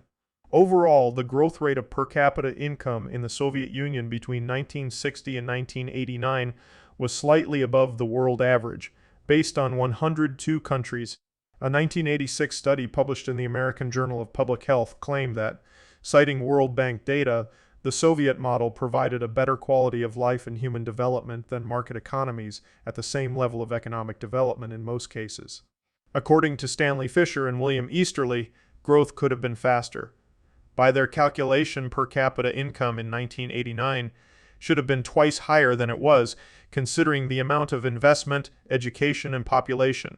The authors attribute this poor performance to the low productivity of capital. Stephen Rosefield states that the standard of living declined due to Stalin's despotism. While there was a brief improvement after his death, it lapsed into stagnation. In 1987, Mikhail Gorbachev attempted to reform and revitalize the economy with his program of Perestroika. His policies relaxed state control over enterprises but did not replace it by market incentives, resulting in a sharp decline in output. The economy, already suffering from reduced petroleum export revenues, started to collapse. Prices were still fixed, and the property was still largely state-owned until after the country's dissolution. For most of the period after World War II until its collapse, Soviet GDP PPP was the second largest in the world, and third during the second half of the 1980s, although on a per capita basis it was behind that of first world countries. Compared to countries with similar per capita GDP, in 1928, the Soviet Union experienced significant growth. In 1990, the country had a Human Development Index of 0.920, placing it in the high category of human development. It was the third highest in the Eastern Bloc behind Czechoslovakia and East Germany, and the 25th in the world of 130 countries. The need for fuel declined in the Soviet Union from the 1970s to the 1980s, both per ruble of gross social product and per ruble of industrial product. At the start, this decline grew very rapidly but gradually slowed down between 1970 and 1975. From 1975 and 1980, it grew even slower, only 2.6. David Wilson, a historian, believed that the gas industry would account for 40% of Soviet fuel production by the end of the century. His theory did not come to fruition because of the USSR's collapse. The USSR, in theory, would have continued to have an economic growth rate of 2.5 during the 1990s because of Soviet energy field. However, the energy sector faced many difficulties, among them the country's high military expenditure and hostile relations with the First World. In 1991, the Soviet Union had a pipeline network of 82,000 kilometers, 51,000 mi, for crude oil and another 206,500 kilometers, 120,300 mi for not gas, petroleum and petroleum-based products, natural gas, metals, wood, agricultural products, and a variety of manufactured goods, primarily machinery, arms, and military equipment, were exported. In the 1970s and 1980s, the USSR heavily relied on fossil fuel exports to earn hard currency. At its peak in 1988, It was the largest producer and second largest exporter of crude oil, surpassed only by Saudi Arabia. The Soviet Union placed great emphasis on science and technology within its economy. However, the most remarkable Soviet successes in technology, such as producing the world's first space satellite, typically were the responsibility of the military. Lenin believed that the USSR would never overtake the developed world if it remained as technologically backward as it was upon its founding. Soviet authorities proved their commitment to Lenin's belief by developing massive networks, research and development organizations. In the early 1960s, the Soviets awarded 40 of chemistry PhDs to women, compared to only 5 in the United States. By 1989, Soviet scientists were among the world's best-trained specialists in several areas, such as energy physics, selected areas of medicine, mathematics, welding, and military technologies.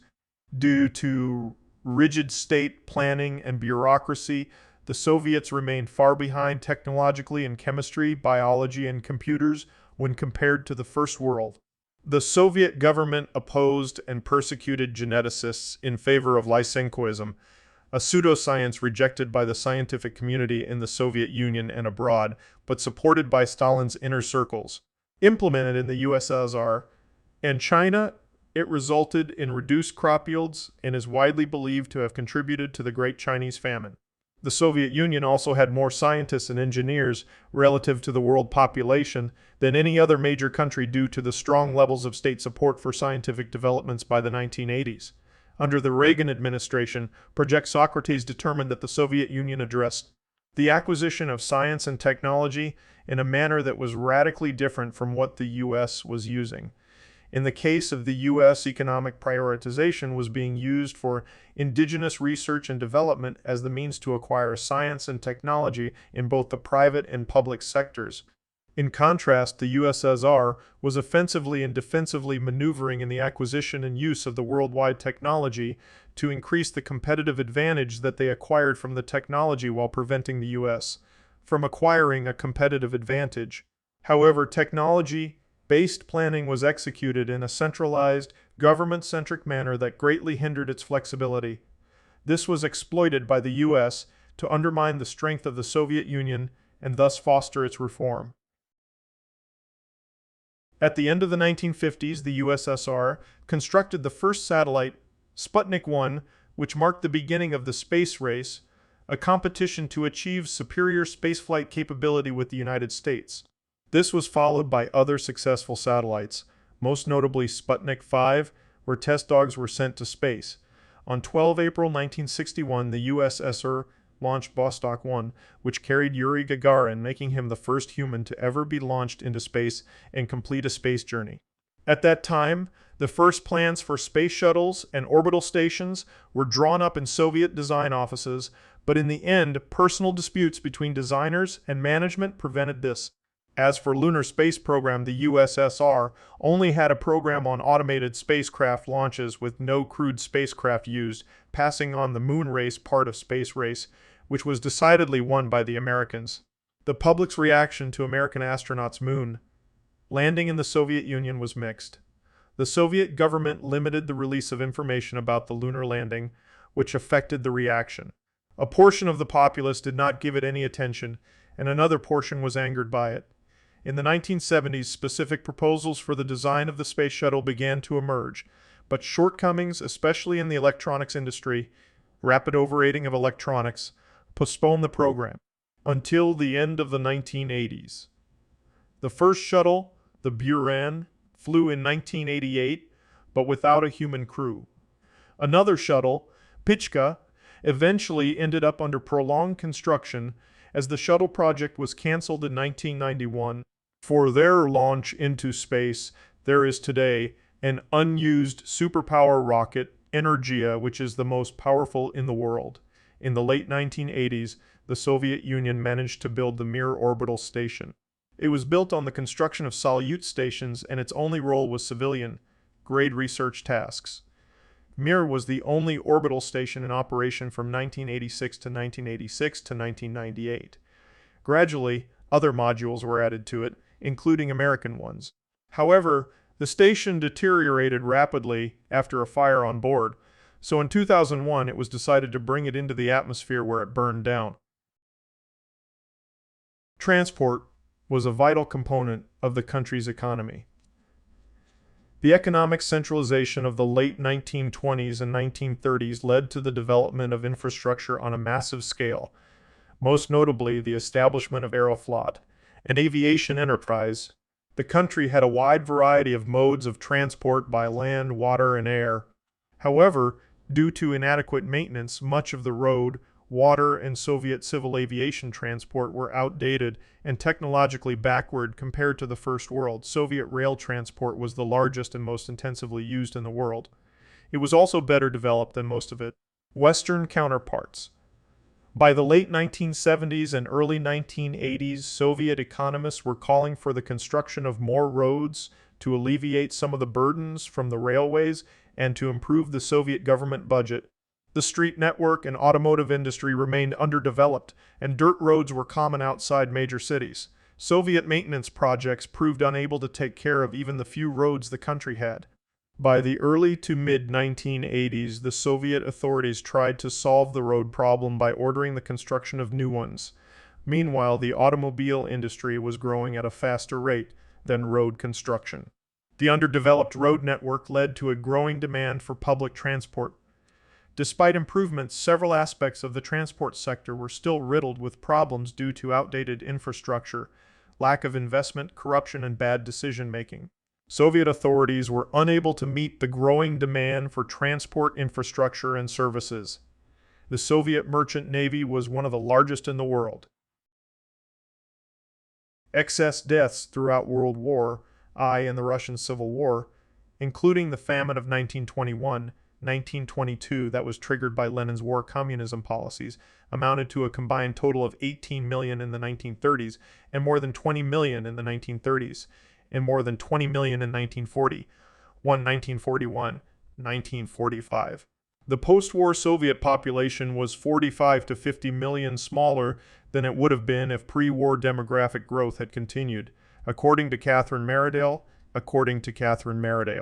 Reasonable estimate would place the total number of excess deaths for the whole period somewhere around 60 million. The birth rate of the USSR decreased from 44.0 per thousand in 1926 to 18.0 in 1974, mainly due to increasing urbanization and the rising average of marriages. The mortality rate demonstrated a gradual decrease as well, from 23.7 per thousand in 1926 to 8.7 in 1974.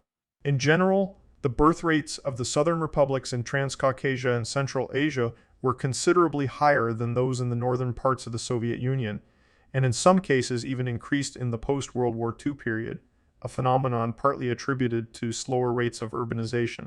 And traditionally earlier marriages in the southern republics, Soviet Europe moved towards sub-replacement fertility, while Soviet Central Asia continued to exhibit population growth well above replacement level fertility. The late 1960s and the 1970s witnessed a reversal of the declining trajectory of the rate of mortality in the USSR, and was especially notable among men of working age, but was also prevalent in Russia and other predominantly Slavic areas of the country. An analysis of the official data from the late 1980s showed that after worsening in the late 1970s and the early 1980s, adult mortality began to improve again.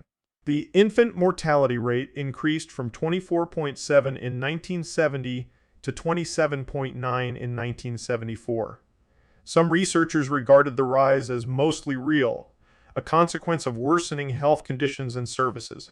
The rises in both adult and infant mortality were not explained or defended by Soviet officials, and the Soviet government stopped publishing all mortality statistics for 10 years. Soviet demographers and health specialists remained silent about the mortality increases until the late 1980s, when the publication of mortality data resumed and researchers could delve into the real causes. Under Lenin, the state made explicit commitments to promote the equality of men and women. Many early Russian feminists and ordinary Russian working women actively participated in the revolution, and many more were affected by the events of that period and the new policies. Beginning in October 1918, Lenin's government liberalized divorce and abortion laws, decriminalized homosexuality, recriminalized in 1932, permitted cohabitation, and ushered in a host of reforms. However, without birth control, the new system produced many broken marriages, as well as countless out-of-wedlock children. The epidemic of divorces and extramarital affairs created social hardships when Soviet leaders wanted people to concentrate their efforts on growing the economy.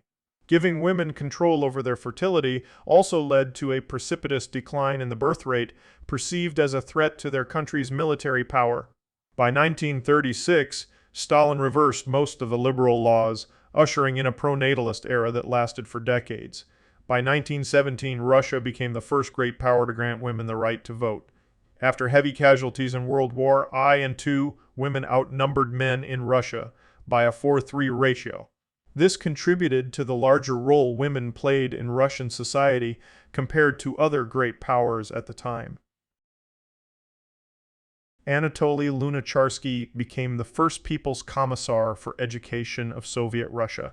In the beginning, the Soviet authorities placed great emphasis on the elimination of illiteracy. All left-handed children were forced to write with their right hand in the Soviet school system.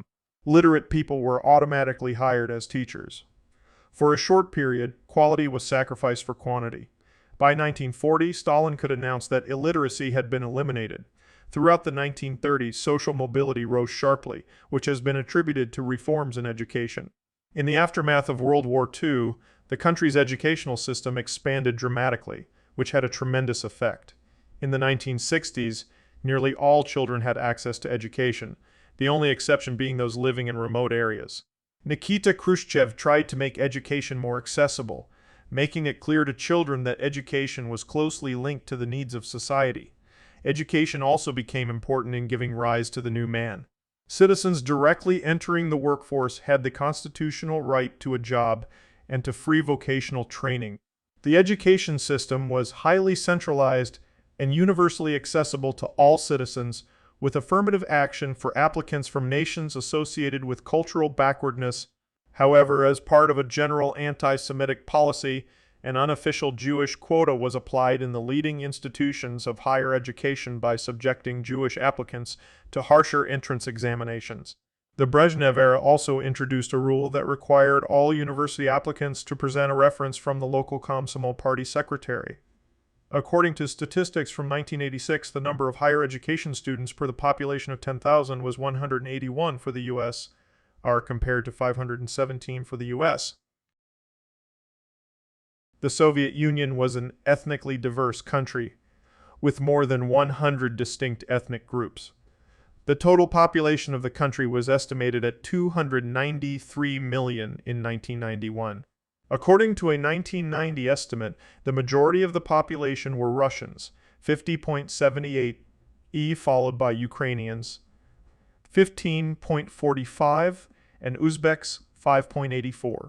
Overall, in 1989, the ethnic demography of the country showed that 69.8% was East Slavic, 17.5% was Turkic, 1.6% were Armenians, 1.6% were Balts, 1.5% were Finnic, 1.5% were Tajik, 1.5% were Tajik, 1.4% were Tajik, 1.4% were Georgian, 1.2% were Moldavian, and 4.1% were of other various ethnic groups.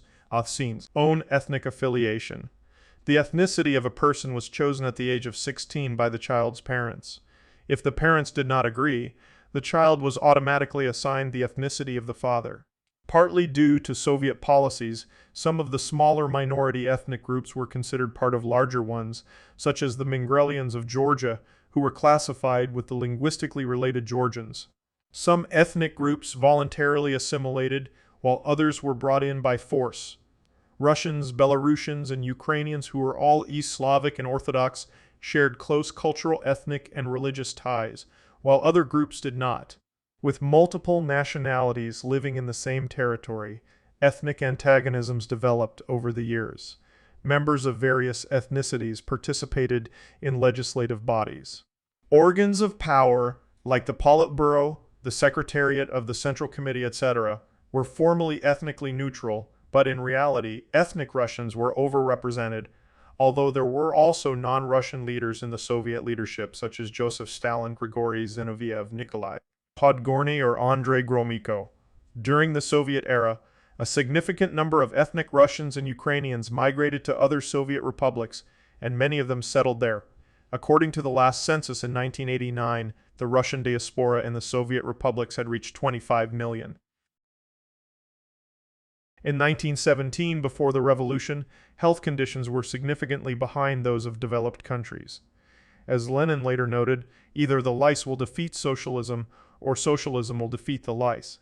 The Soviet healthcare system was conceived by the People's Commissariat for Health in 1918. Under the Semashko model, healthcare was to be controlled by the state and would be provided to its citizens free of charge, a revolutionary concept at the time. Article 42 of the 1977 Soviet Constitution gave all citizens the right to health protection and free access to any health institutions in the USSR.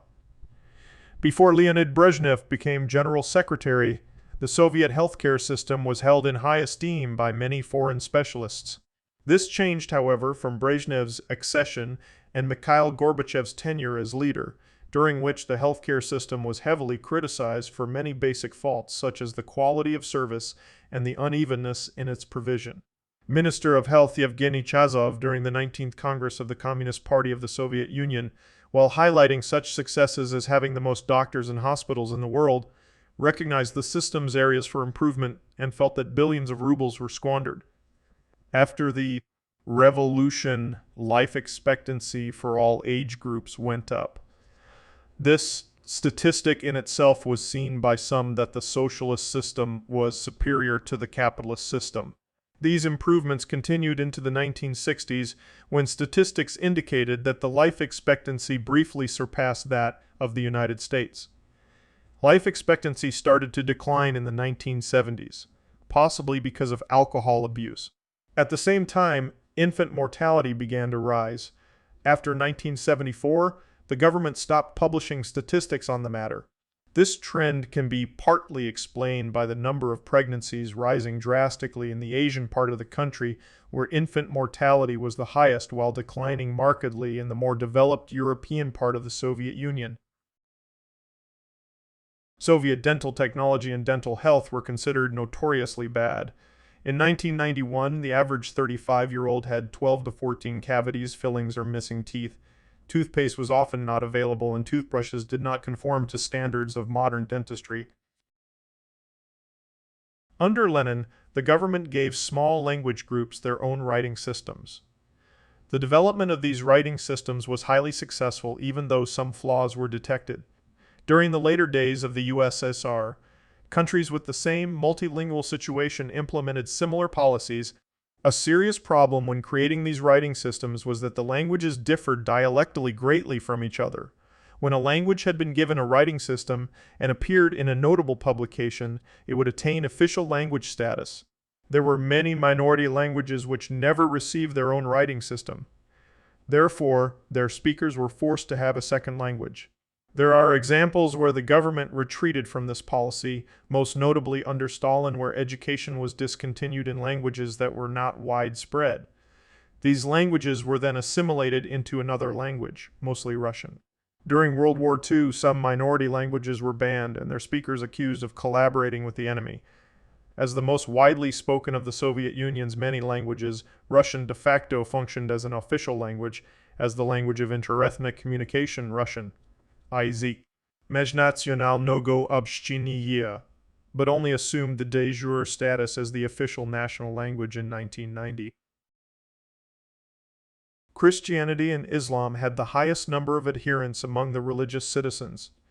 Eastern Christianity predominated among Christians, with Russia's traditional Russian Orthodox Church being the largest Christian denomination.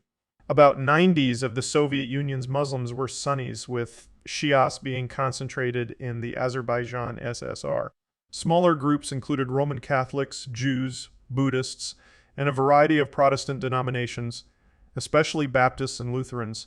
Religious influence had been strong in the Russian Empire. The Russian Orthodox Church enjoyed a privileged status as the church of the monarchy and took part in carrying out official state functions. The immediate period following the establishment of the Soviet state included a struggle against the Orthodox Church, which the revolutionaries considered an ally of the former ruling classes. In Soviet law, the freedom to hold religious services was constitutionally guaranteed, although the ruling Communist Party regarded religion as incompatible with the Marxist spirit of scientific materialism. In practice, the Soviet system subscribed to a narrow interpretation of this right, and in fact used a range of official measures to discourage religion and curb the activities of religious groups. The 1918 Council of People's Commissars decree establishing the Russian USSR as a secular state also decreed that the teaching of religion in all places where subjects of general instruction are taught is forbidden.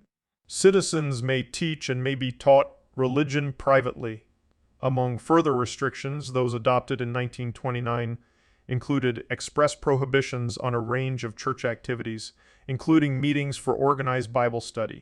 Both Christian and non-Christian establishments were shut down by the thousands in the 1920s and 1930s. By 1940, as many as 90 of the churches, synagogues, and mosques that had been operating in 1917 were closed. The majority of them were demolished or repurposed for state needs with little concern for their historic and cultural value. More than 85,000 Orthodox priests were shot in 1937 alone. Only a twelfth of the Russian Orthodox Church's priests were left functioning in their parishes by 1941. In the period between 1927 and 1940, the number of Orthodox churches in Russia fell from 29,584 to less than 501.7. The Soviet Union was officially a secular state, but a government-sponsored program of forced conversion to atheism was conducted under the doctrine of state atheism. The government targeted religions based on state interests, and while most organized religions were never outlawed, religious property was confiscated, believers were harassed, and religion was ridiculed, while atheism was propagated in schools. In 1925, the government founded the League of Militant Atheists to intensify the propaganda campaign. Accordingly, although personal expressions of religious faith were not explicitly banned, a strong sense of social stigma was imposed on them by the formal structures and mass media, and it was generally considered unacceptable for members of certain professions, teachers, state bureaucrats, soldiers, to be openly religious. While persecution accelerated following Stalin's rise to power, a revival of orthodoxy was fostered by the government during World War II, and the Soviet authorities sought to control the Russian Orthodox Church rather than liquidate it. During the first 5 years of Soviet power, the Bolsheviks executed 28 Russian Orthodox bishops and over 1,200 Russian Orthodox priests. Many others were imprisoned or exiled. Believers were harassed and persecuted. Most seminaries were closed, and the publication of most religious material was prohibited. By 1941, only 500 churches remained open out of about 54,000 in existence before World War I. Convinced that religious anti-Sovietism had become a thing of the past, and with the looming threat of war, the Stalin regime began shifting to a more moderate religion policy in the late 1930s. Soviet religious establishments overwhelmingly rallied to support the war effort during World War II. Amid other accommodations to religious faith after the German invasion, churches were reopened. Radio Moscow began broadcasting a religious hour, and a historic meeting between Stalin and Orthodox Church leader Patriarch Sergius of Moscow was held in 1943. Stalin had the support of the majority of the religious people in the USSR even through the late 1980s. The general tendency of this period was an increase in religious activity among believers of all faiths.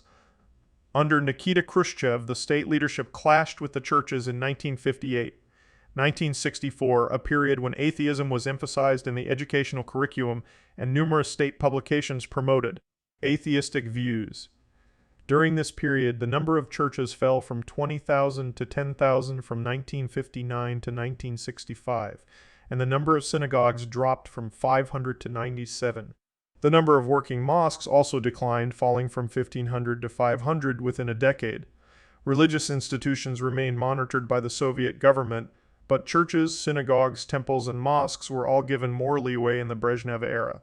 Official relations between the Orthodox Church and the government again warmed to the point that the Brezhnev government twice honored Orthodox Patriarch Alexei I with the Order of the Red Banner of Labor. A poll conducted by Soviet authorities in 1982 recorded 20% of the Soviet population as active religious believers. The legacy of the USSR remains a controversial topic. The socio-economic nature of communist states such as the USSR, especially under Stalin, has also been much debated, varyingly being labeled a form of bureaucratic collectivism, state capitalism, state socialism, or a totally unique mode of production. The USSR implemented a broad range of policies over a long period of time, with a large amount of conflicting policies being implemented by different leaders. Some have a positive view of it, whilst others are critical towards the country, calling it a repressive oligarchy. The opinions on the USSR are complex and have changed over time, with different generations having different views on the matter, as well as on Soviet policies corresponding to separate time periods during its history. Western academicians published various analyses of the post-Soviet states' development, claiming that the dissolution was followed by a severe drop in economic and social conditions in these countries, including a rapid increase in poverty, crime, corruption, unemployment, homelessness, rates of disease, infant mortality and domestic violence, as well as demographic losses, income inequality, and the rise of an oligarchical class, along with decreases in calorie intake, life expectancy, adult literacy, and income. Between 1988 and 1989 and 1995, the Gini ratio increased by an average of 9 points for all former Soviet republics. According to Western analysis, the economic shocks that accompanied wholesale privatization were associated with sharp increases in mortality. Russia, Kazakhstan, Latvia, Lithuania, and Estonia saw a tripling of unemployment and a 42% increase in male death rates between 1991 and 1994, and in the following decades, only 5 or 6 of the post-communist states are on a path to joining the wealthy capitalist West, while most are falling behind, some to such an extent that it will take over 50 years to catch up to where they were before the fall of the Soviet bloc. Since the dissolution of the Soviet Union, annual polling by the Levada Center has shown that over 50% of Russia's population regretted this event, with the only exception to this being in the year 2012, when support for the Soviet Union dipped below 50%. A 2018 poll showed that 66% of Russians regretted the fall of the Soviet Union, setting a 15-year record, and the majority of these regretting opinions came from people older than 55. In 2020, polls conducted by the Levada Center found that 75% of Russians agreed that the Soviet era was the greatest era in their country's history. According to the New Russia Barometer NAR polls by the Center for the Study of Public Policy, 50% of Russian respondents reported a positive impression of the Soviet Union in 1991. This increased to about 75% of NRB respondents in 2000, dropping slightly to 71% in 2009. Throughout the 2000s, an average of 32% of NRB respondents supported the restoration of the Soviet Union. In a 2021 poll, a record 70% of Russians indicated they had a mostly very favorable view of Joseph Stalin. In Armenia, 12% of respondents said the USSR collapse did good, while 66% said it did harm. In Kyrgyzstan, 16% of respondents said the collapse of the US did good, while 61% said it did harm. In a 2018 rating sociological group poll, 47% of Ukrainian respondents had a positive opinion of Soviet leader Leonid Brezhnev, who ruled the Soviet Union from 1964 to 1982, while viewing Lenin, Stalin, and Gorbachev very negatively. A 2021 poll conducted by the Levada Center found that 49% of Russians prefer the USSR as political system, while 18% prefer the current political system and 16% would prefer a Western democracy. A further 62% of people polled preferred the Soviet system of central planning, while 24% prefer a market-based system. According to the Levada Center's polls, the primary reasons cited for Soviet nostalgia are the advantages of the shared economic union between the Soviet republics, including perceived financial stability. This was referenced by up to 53% of respondents in 2016. At least 43 also lamented the loss of the Soviet Union's global political superpower status. About 31 stipulated the loss of social trust and capital. The remainder of the respondents cited a mix of reasons ranging from practical travel difficulties to a sense of national displacement. The 1941-1945 period of World War II is still known in Russia as the Great Patriotic War. The war became a topic of great importance in cinema, literature, history lessons at school, the mass media, and the arts. As a result of the massive losses suffered by the military and civilians during the conflict, Victory Day, celebrated on 9 May, is still one of the most important and emotional dates in Russia. Catherine Warner asserts that Victory Day commemorations are a vehicle for Soviet nostalgia, as they kept alive a mythology of Soviet grandeur, of solidarity among the Sovietsky narod, and of a sense of self as citizen of a superpower state. Russian Victory Day parades are organized annually in most cities, with the central military parade taking place in Moscow, just as during the Soviet times. Additionally, the recently introduced Immortal Regiment on May 9 sees millions of Russians carry the portraits of their relatives who fought in the war. Russia also retains other Soviet holidays, such as the Defender of the Fatherland Day, February 23, International Women's Day, March 8, and International Workers' Day. In some post-Soviet republics, there is a more negative view of the USSR, although there is no unanimity on the matter. In large part due to the Holodomor, ethnic Ukrainians have a negative view of the Soviet Union. Russian-speaking Ukrainians of Ukraine's southern and eastern regions have a more positive view of the USSR. In some countries with internal conflict, there is also nostalgia for the USSR, especially for refugees of the post-Soviet conflicts who have been forced to flee their homes and have been displaced. This nostalgia is less an admiration for the country or its policies than it is a longing to return to their homes. The many Russian enclaves in the former USSR republics, such as Transnistria, have in general a positive remembrance of it. The left's view of the USSR is complex.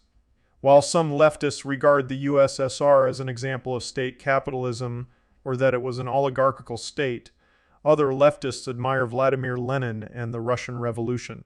Council communists generally view the USSR as failing to create class consciousness, turning into a corrupt state in which the elite controlled society. Many anti-Stalinist leftists, such as anarchists, are extremely critical of Soviet authoritarianism and repression. Much of the criticism it receives is centered around massacres in the Soviet Union, the centralized hierarchy present in the USSR, and mass political repression, as well as violence towards government critics and political dissidents such as other leftists. Critics also point towards its failure to implement any substantial worker cooperatives or implementing worker liberation, as well as corruption and the Soviet authoritarian nature. Anarchists are also critical of the country, labeling the Soviet system as red fascism. Factors contributing to the anarchist animosity towards the USSR included the Soviet destruction of the Makhnovist movement after an initial alliance, the suppression of the anarchist Kronstadt rebellion, and the defeat of the rival anarchist factions by the Soviet-supported communist faction during the Spanish Civil War. Maoists also have a mixed opinion on the USSR, viewing it negatively during the Sino-Soviet split and denouncing it as revisionist and reverted to capitalism. The Chinese government in 1963 articulated its criticism of the USSR's system and promoted China's ideological line as an alternative. After the dissolution of the Soviet Union, the Japanese Communist Party, JCP, released a press statement titled, "We welcome the end of a party which embodied the historical evil of great power chauvinism and hegemonism." Noam Chomsky called the collapse of the Soviet Union a small victory for socialism, not only because of the fall of one of the most anti-socialist states in the world, where working people had fewer rights than in the West, but also because it freed the term socialism from the burden of being associated in the propaganda systems of East and West with Soviet tyranny. For the East, in order to benefit from the aura of authentic socialism; for the West, in order to demonize the concept. The culture of the Soviet Union passed through several stages during the USSR's existence. During the first decade following the revolution, there was relative freedom and artists experimented with several different styles to find a distinctive Soviet style of art. Lenin wanted art to be accessible to the Russian people. On the other hand, hundreds of intellectuals, writers, and artists were exiled or executed, and their work banned, such as Nikolai Gumilyov, who was shot for alleged conspiracy against the Bolshevik regime, and Yevgeny Zamyatin. The government encouraged a variety of trends. In art and literature, numerous schools, some traditional and others radically experimental, proliferated. Communist writers Maxim Gorky and Vladimir Mayakovsky were active during this time. As a means of influencing a largely illiterate society, films received encouragement from the state, and much of director Sergei Eisenstein's best work dates from this period. During Stalin's rule, the Soviet culture was characterized by the rise and domination of the government, imposed style of socialist realism, with all other trends being severely repressed, with rare exceptions such as Mikhail Bulgakov's works. Many writers were imprisoned and killed. Following the Khrushchev Thaw, censorship was diminished. During this time, a distinctive period of Soviet culture developed, characterized by conformist public life and an intense focus on personal life. Greater experimentation in art forms was again permissible, resulting in the production of more sophisticated and subtly critical work. The regime loosened its emphasis on socialist realism. Thus, for instance, many protagonists of the novels of author Yuri Trifonov concerned themselves with problems of daily life rather than with building socialism. Underground dissident literature, known as samizdat, developed during this late period. In architecture, the Khrushchev era mostly focused on functional design as opposed to the highly decorated style of Stalin's epoch. In music, in response to the increasing popularity of forms of popular music like jazz in the West, many jazz orchestras were permitted throughout the USSR, notably the Melody Ensemble, named after the principal record label in the USSR.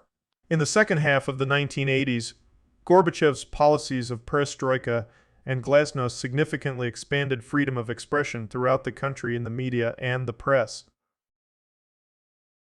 In summer of 1923, in Moscow was established the Proletarian Sports Society Dynamo as a sports organization of Soviet secret police Cheka.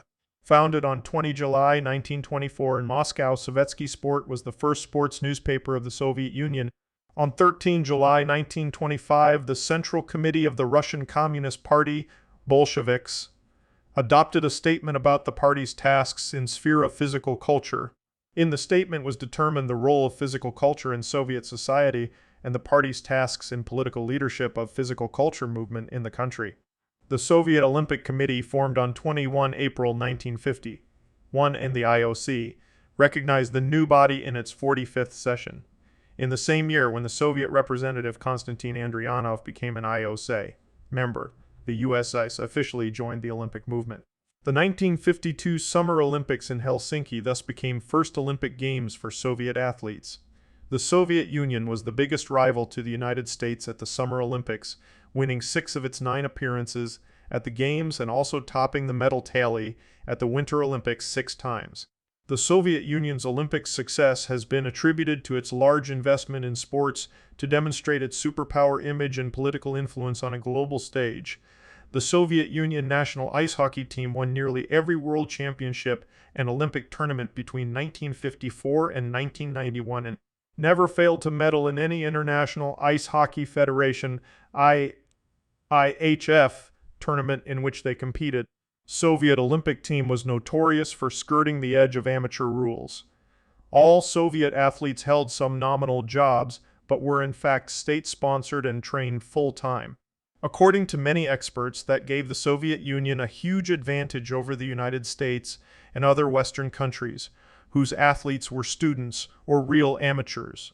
Indeed, the Soviet Union monopolized the top place in the medal standings after 1968, and, until its collapse, placed second only once in the 1984 Winter Games after another Eastern Bloc nation, the GDR. Amateur rules were relaxed only in the late 1980s and were almost completely abolished in the 1990s after the fall of the USSR. According to British journalist Andrew Jennings, AKQA, Colonel stated that the agency's officers had posed as anti-doping authorities from the International Olympic Committee IOC to undermine doping tests, and that Soviet athletes were rescued with these tremendous efforts. On the topic of the 1980 Summer Olympics, a 1989 Australian study said there is hardly a medal winner at the Moscow Games, certainly not a gold medal winner who is not on one sort of drug or another, usually several kinds. The Moscow Games might as well have been called the Chemists' Games. The Moscow Games might as well have been called the Chemists' Games. Member of the IOC Medical Commission Manfred Donaik privately ran additional tests with a new technique for identifying abnormal levels of testosterone by measuring its ratio to epitestosterone in urine. 20% of the specimens he tested, including those from 16 gold medalists, would have resulted in disciplinary proceedings had the tests been official. The results of Donaik's unofficial tests later convinced the IOC to add his new technique to their testing protocols. The first documented case of blood doping occurred at the 1980 Summer Olympics, when a runner was transfused with 2 pints of blood before winning medals in the 5,000 m and 10,000 m and 10,000 m and 10,000 m. Documents obtained in 2016 revealed the Soviet Union's plans for a statewide doping system in track and field in preparation for the 1984 Summer Olympics in Los Angeles. Dated prior to the country's decision to boycott the Games, the document detailed the existing steroids operations of the program, along with suggestions for further enhancements. The communication, directed to the Soviet Union's head of track and field, was prepared by Sergei Portugalov of the Institute for Physical Culture. Portugalov was also one of the main figures involved in the implementation of the Russian doping program prior to the 2016 Summer Olympics.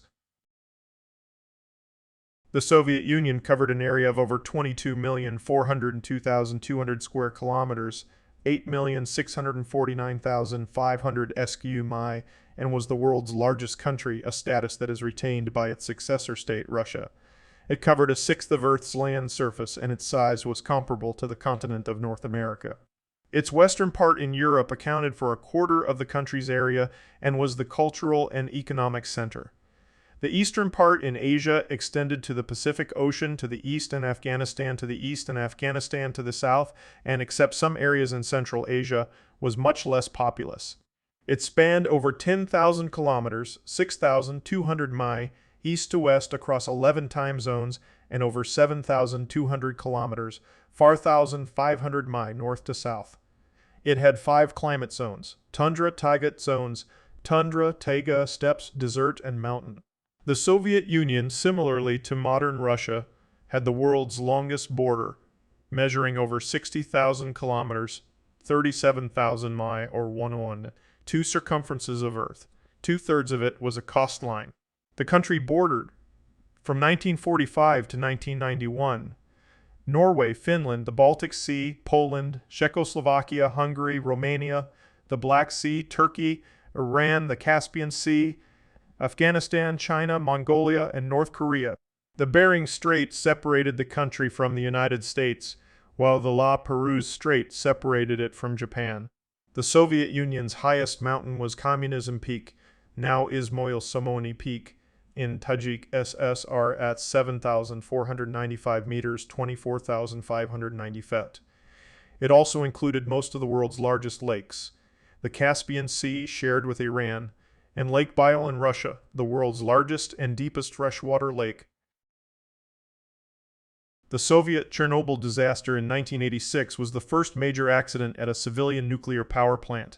Unparalleled in the world, it resulted in a large number of radioactive isotopes being released into the atmosphere. Radioactive doses have scattered relatively far. 4,000 new cases of thyroid cancer were reported after the incident, but this led to a relatively low number of deaths. WHO data 2005. However, the long-term effects of the accident are unknown. Another major accident is the Kishtim disaster. After the dissolution of the Soviet Union, it was discovered that the environmental problems were greater than what the Soviet authorities admitted. The Kola Peninsula was one of the places with clear problems. Around the industrial cities of Monchegorsk and Norilsk, where nickel, for example, is mined, all forests have been destroyed by contamination, while the northern and other parts of Russia have been affected by emissions. During the 1990s, People in the West were also interested in the radioactive hazards of nuclear facilities, decommissioned nuclear submarines, and the processing of nuclear waste or spent nuclear fuel. It was also known in the early 1990s that the USSR had transported radioactive material to the Barents Sea and Kara Sea, which was later confirmed by the Russian parliament. The crash of the K-141 Kursk submarine in 2000 in the West further raised concerns. In the past, there were accidents involving submarines K-19, K-88, AK-129, K-27, K-219, and K-219, and K-278 Komsomolets.